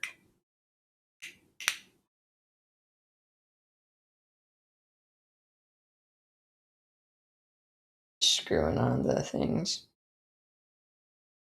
It's your background. NJF, those are just my initials. I like computers and that sort of stuff. I have a website that I started last year, and I've always just been interested in technology and that sort of stuff. So, kind of just a hobby that I'm into. And this is my first Twitch stream, so welcome. So yeah, I was just like, one day I was like, just because I'm curious, I wanted to take apart an old Xbox One that I had. And so I was like, why not stream it? And now we're here fixing some controllers for fun. Because realistically, it would just be easier to buy new ones, but what's the fun in that? Want to see website? I don't know if I have a link to it, but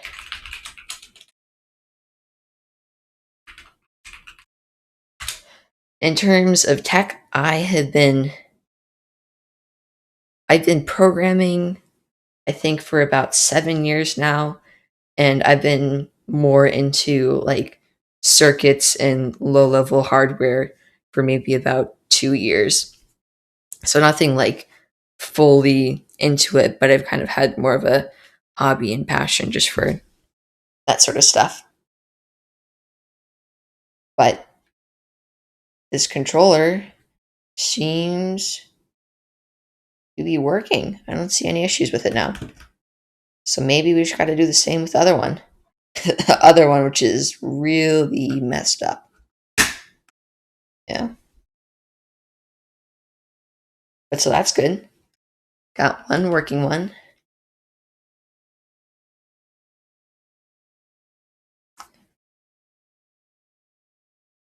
So let's try to see if we can get this other one working.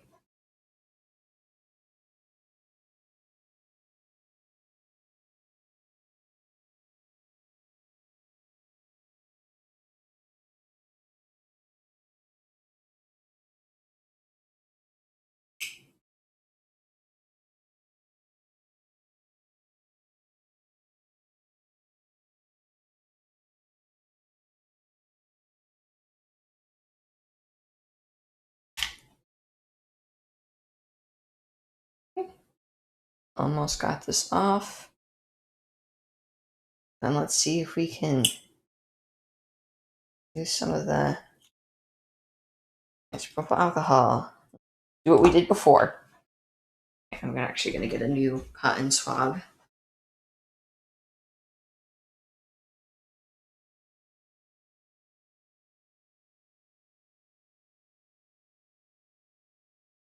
A little sticky on the edges. Okay, anyways. Some more of these.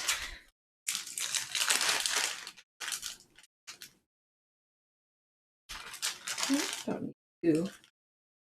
leave one.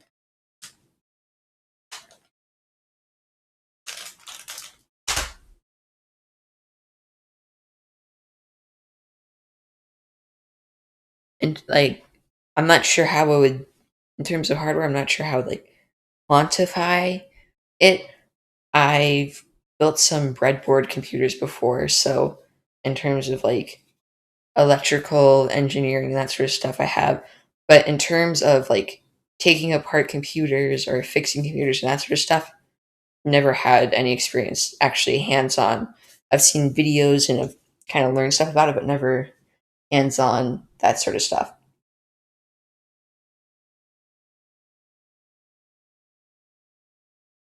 What kind of breadboard computers? There is a website where I don't know if you've heard of Ben Eater, but I got a couple of gets from there. I'll just and paste that in the chat for you. So that I've built those computers before. And actually, that's something, yeah, they're great. I enjoy all that sort of stuff. It was I enjoy doing them, and then I actually think as of now, I don't think any of them are working. But that could be another thing I could do on stream, trying to fix those. It's been a while since I've touched those ones.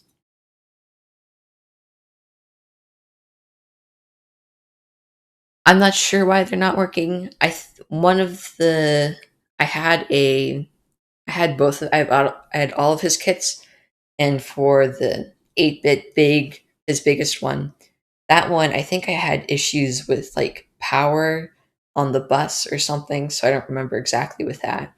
And then I had the 6502 breadboard computer, and with that one, I it was working and it had everything working, and then I think I accidentally broke something, and then I never ended up fixing it. So, but those could be interesting to try to fix.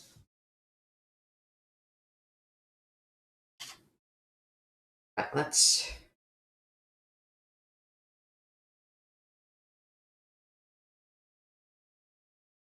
okay.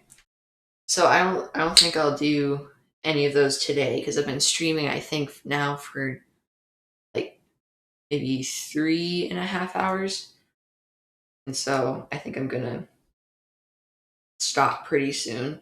But then I think sometime this week, not sure when, maybe even as soon as tomorrow, I'd like to do some more. So could do it then.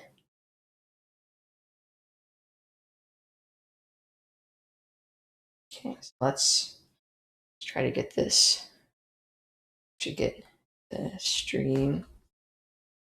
You can see it. I have to. Okay, here we go. Uh, get a bunch of.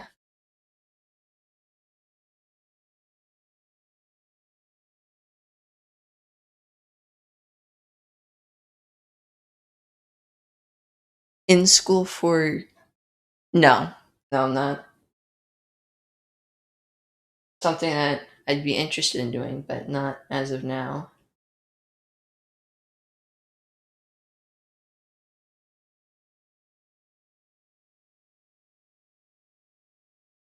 I never, just never have gotten to it.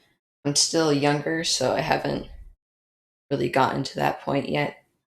Um, but I've done a bunch of like just online stuff and whatnot. So like the Ben Eater breadboard kits.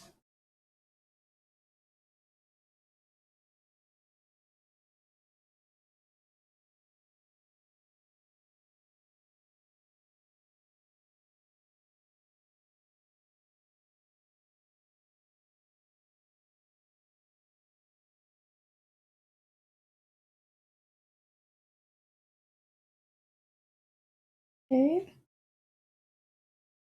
Now I'm just gonna go let this dry.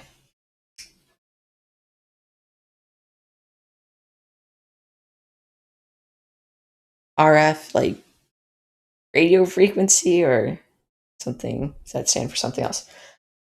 I always like for okay, for a long time I was doing a lot of software stuff, so I was like programming.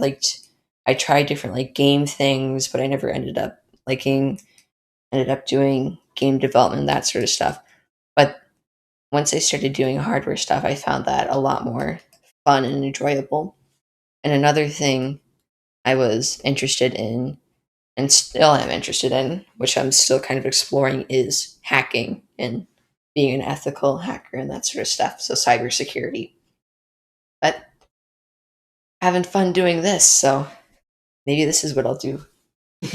Just streaming random tech things.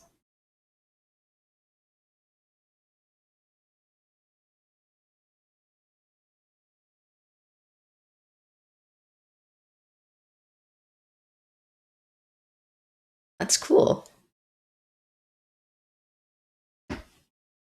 Why ethical hacking? It was something that I was just exploring. There's a lot of different things that I've been exploring, and ethical hacking was one thing I was kind of exploring more recently. And I kind of find it interesting because one thing I like to do is learn about a lot of things. And with ethical hacking, you have to learn about a lot of different technologies and that sort of stuff. And it's also kind of like a puzzle of trying to figure out and finding different vulnerabilities and that sort of stuff. So just sounded like something that I'm interested in, but still have to explore that path and see what I think of it.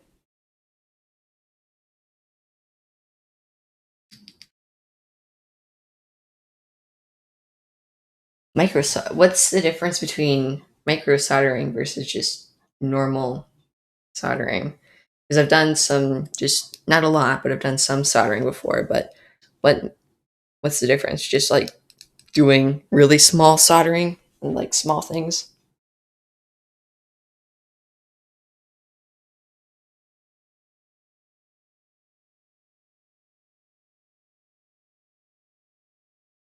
Hmm.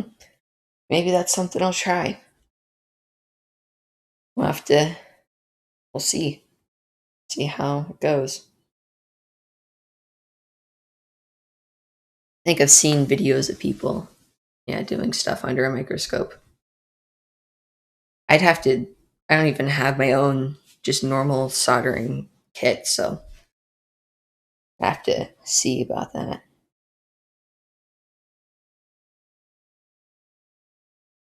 Well, in terms of this controller, so BJ's connectors, okay.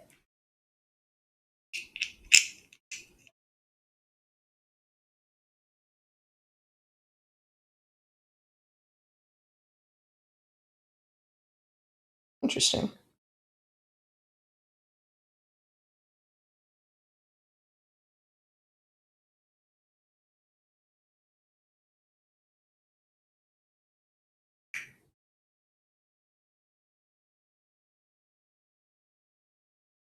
Okay, so getting close to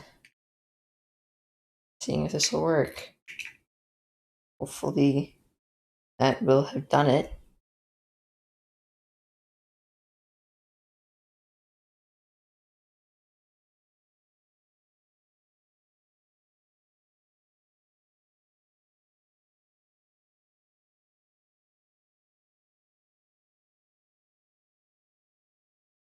I need to hold on.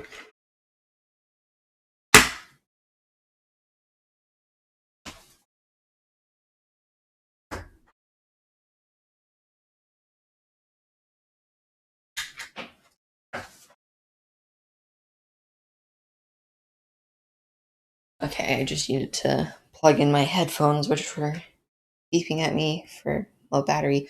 Okay, so this one is still having its issue. However, as you might notice, the issue is that it's like all the way to the top right, which is interesting, right? It's only all the way to the top right. And I think it's always been like that. Which I'm trying to think. what could cause that? What would cause it being? Because even if we switch these, now it's just going to the bottom left, which is the top right before. So it seems like I'm not even pressing it. Not pressing it. Yeah. Okay, we're gonna have to take a look at, see if we can maybe unscrew it all the way. Wait, what's going on? Wait, what? Now this one. Okay, hold on. I'm confused now. Now I can't. Moving this one controls the other one, and moving this one controls it? Well, something's weird. Something's not making sense. So weird.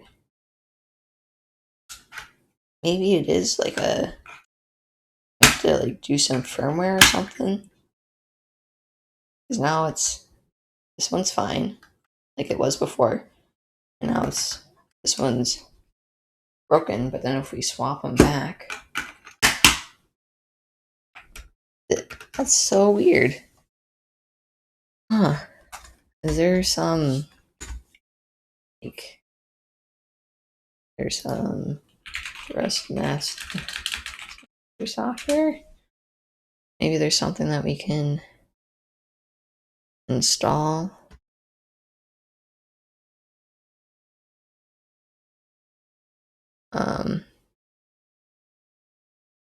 That right? The eSwap Pro or eSwap X Pro, something like that. Did I miss it? See the eSwap S Pro. Maybe it's just eSwap Pro.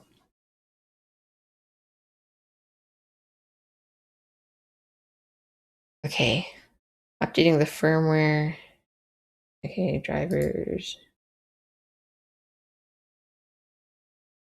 What? Following the drivers under Thrustmaster, Thrustmapper. Follow the step. We have to install the drivers. Okay, so we gotta. Will this work? Download.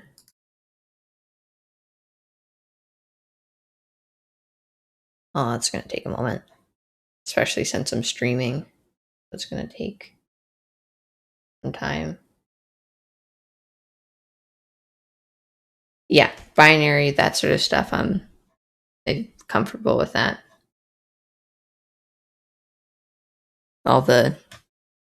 Yep, also with hex.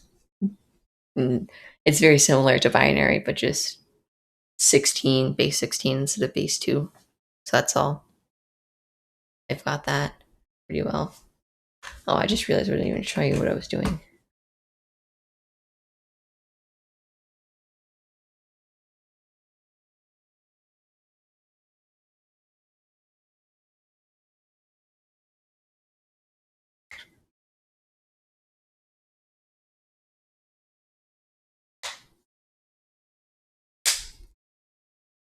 So that's going to take a moment. Yeah, he goes over all those logic gates and stuff. I remember all the logic gates. Some of the like flip flops, I don't remember exactly how I don't remember all the architecture of how the different logic gates in a flip flop, but I know he has like a short little video where you can probably just watch it and relearn that pretty quickly.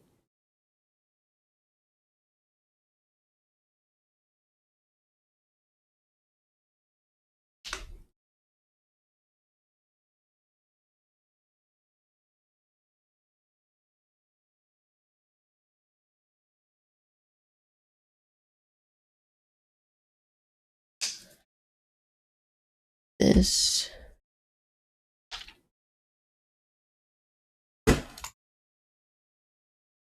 wonder, just for fun, this is the one that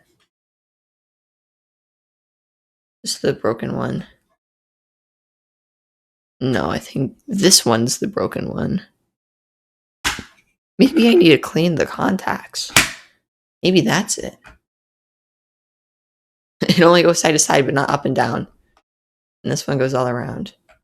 Maybe I just need to clean off these contacts. Maybe these contacts are dirty. Oh.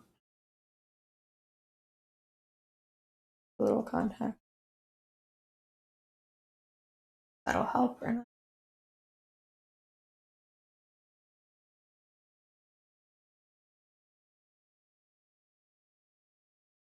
Maybe that'll help. I'll let that dry. And might as well do the same with these ones.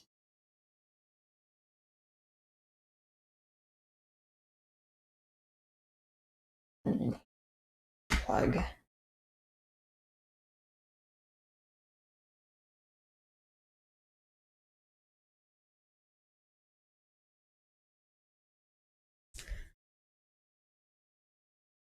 How does a transistor work? Well, transistor, there are... I just dropped something. Okay. Transistor, I can show a picture. But it uses something called a semiconductor. The good image. Semiconductor, but we want like the actual silicon. Where's a good image?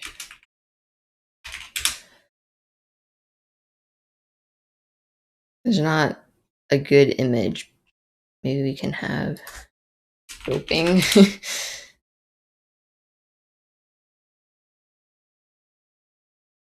Yeah, so basically with semiconductors, it uses silicon. And silicon, as the name suggests, is a semiconductor. And what it does is there are... I can't find maybe this one. But so what there is that it has, because electrons are around LP junction.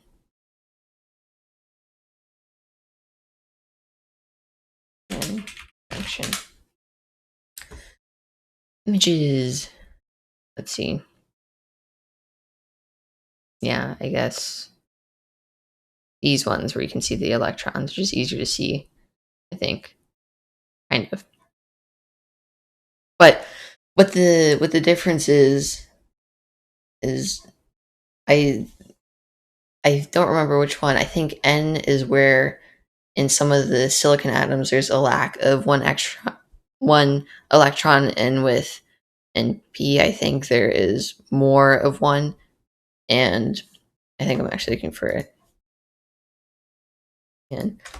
But what happens is that because negative, oh okay, so other way around.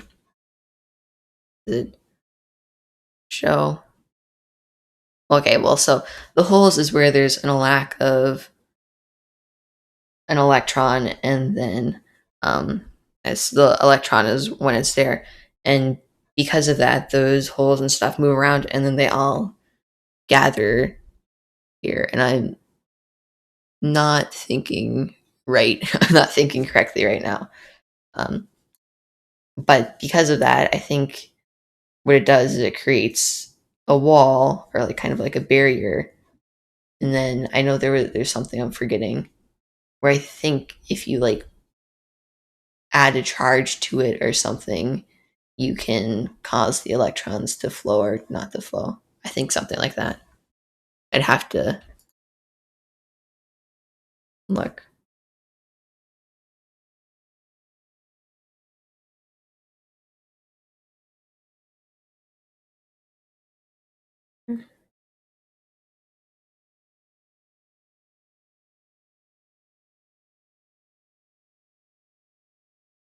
The reason for a NOR gate, yes, I can. I feel like I'm getting tested. Oh, this is Windows 11. Maybe I just need to use paint. There we go. So we got boop. Very good drawing. NOR. Right, so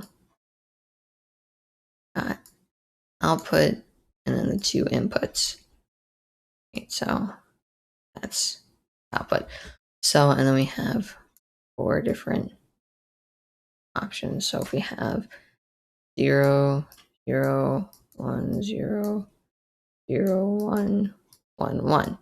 So OR is when like both are together, and NOR is just opposite of NOR. So it'd be 1, 0, 0, 0.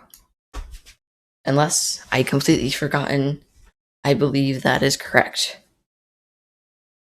And then XOR is like the interesting one, because XOR is like sorry, wrong R.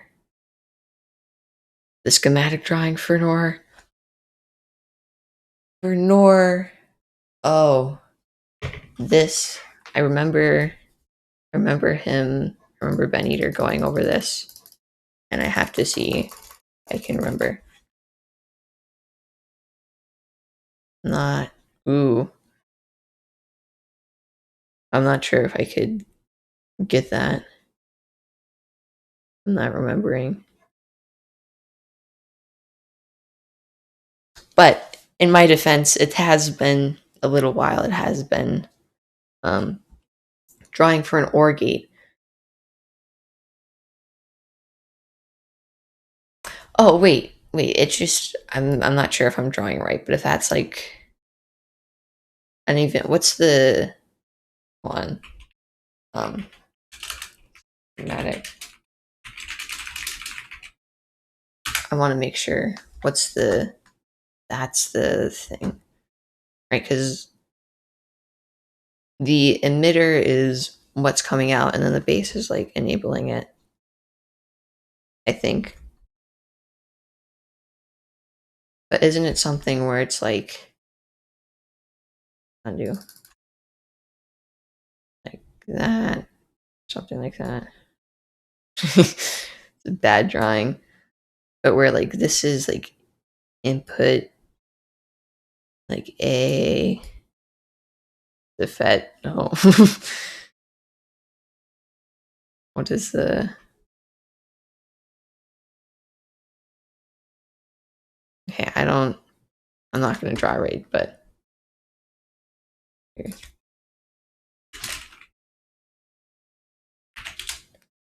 No, not NOR gate.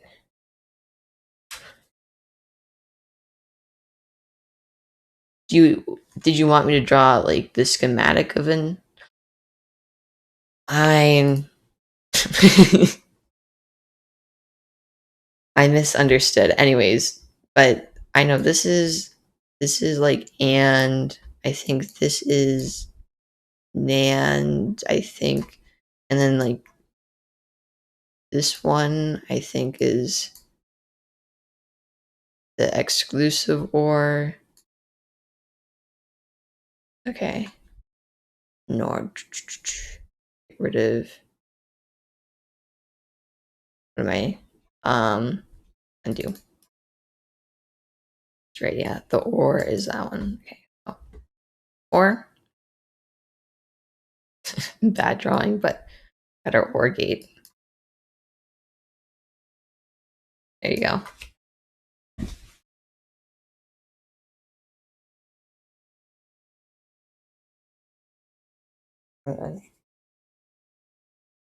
He's back in. Both inputs are 0, the output would be 1. So 0, 0, 1.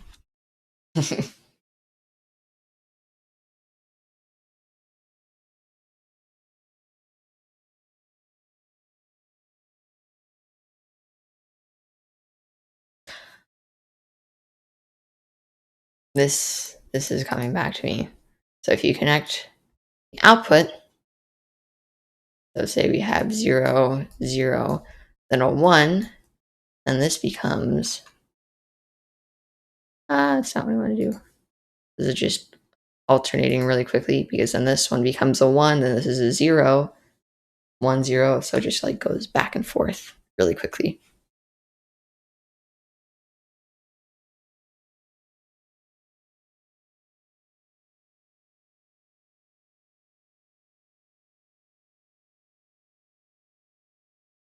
like side by side or in sequence. So parallel or in sequence.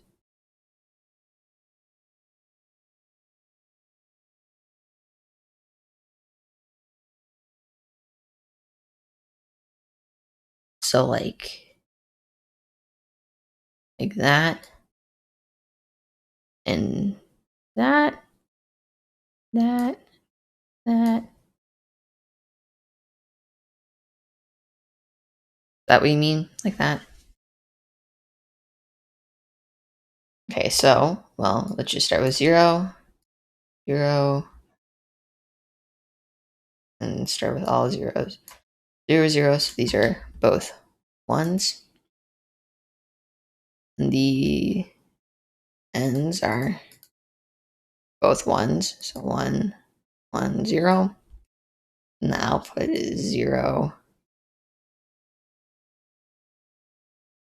And so I just, wait. Oh, I don't want to go back. Control Z. But say you have like 1 and a 0. Like by default, these are 0 or whatever. So this output is a 0. Here, this one is a 1. And here, this one becomes a 1. Over here, that's still a 0. And this one's still a 0. And then so once you have this one high, it keeps this at the same state. And then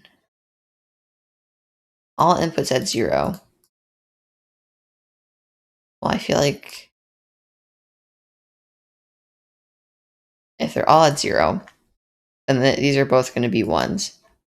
And then it's going to cause this one to be a 1, this one's going to be a 1, and then it's a 0, and then it's going to be like back and forth.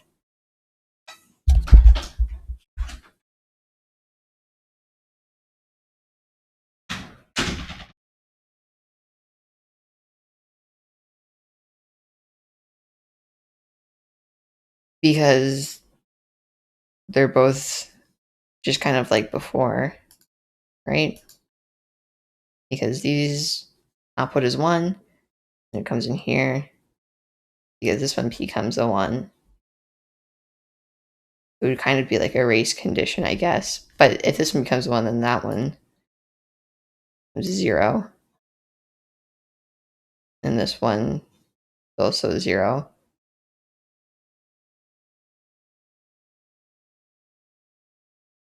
Because, well, if they're both at the same here, they're both going to have the input. So 1, 1 comes out to, these are both zeros, but then it outputs 1, and both of these become 1. And so it causes these to become 0.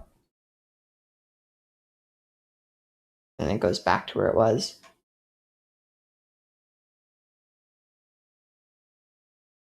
Right? Isn't that right?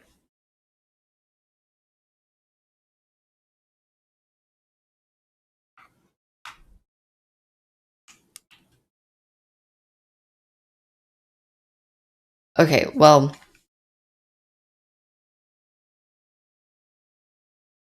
okay, yeah. So let's say that this one reaches 1 first, causes this one to be 1, that causes it to be 0. And then 0, that one's 1. So it's in a stable state.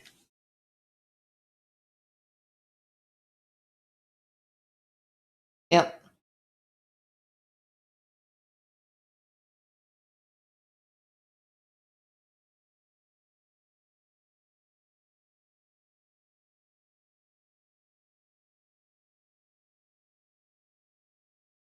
That's why that's why when I was like drawing it out, I said it was like a race condition. I mean, probably it would depend on like how long or if there's resistance or something. I'm not sure.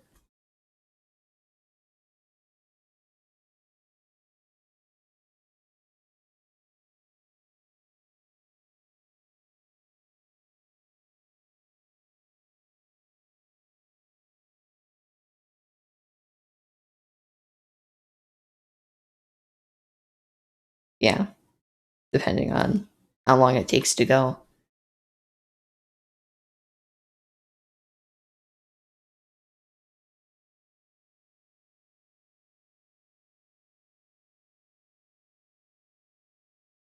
Hmm.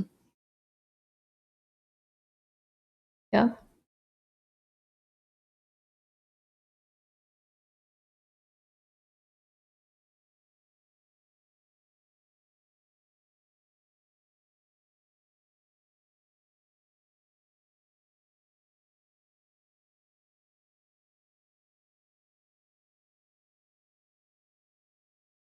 Yep.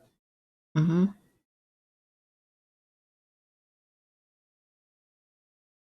Here. So, I do have to get going. I have been streaming for a while, so I do have to get going. Um, but before I do that, I do want to just check to see if this controller is working better. And it is not. Something is still broken.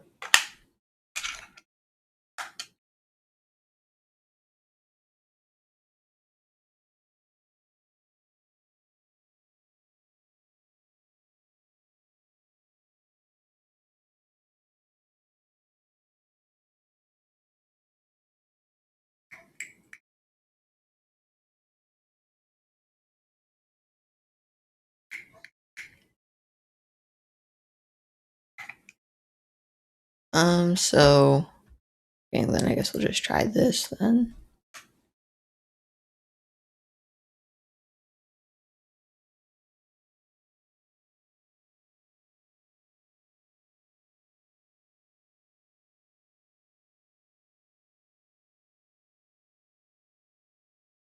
Okay.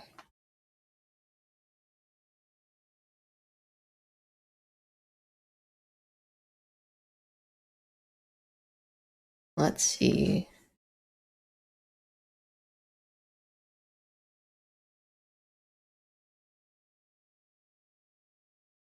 What do you mean no controller connected? Controller's obviously connected. So clicky buttons, but it's not detecting it. The drivers need to be installed.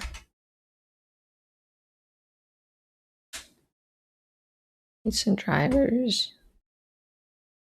Where do I look?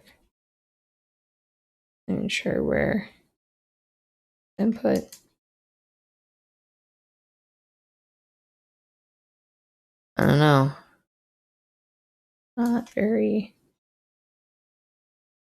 promising.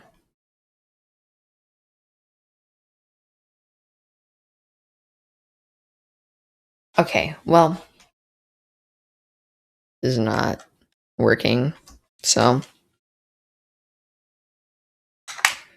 still not working. Maybe we can come try at this another time.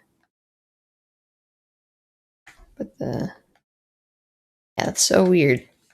Not sure why when I move the right one, it moves the left one. So, like up and down makes that one go left and right. And going, I don't know, that's so weird. This one moves it fine, but then the right one controls the left. I honestly have no idea. But I am going to end the stream.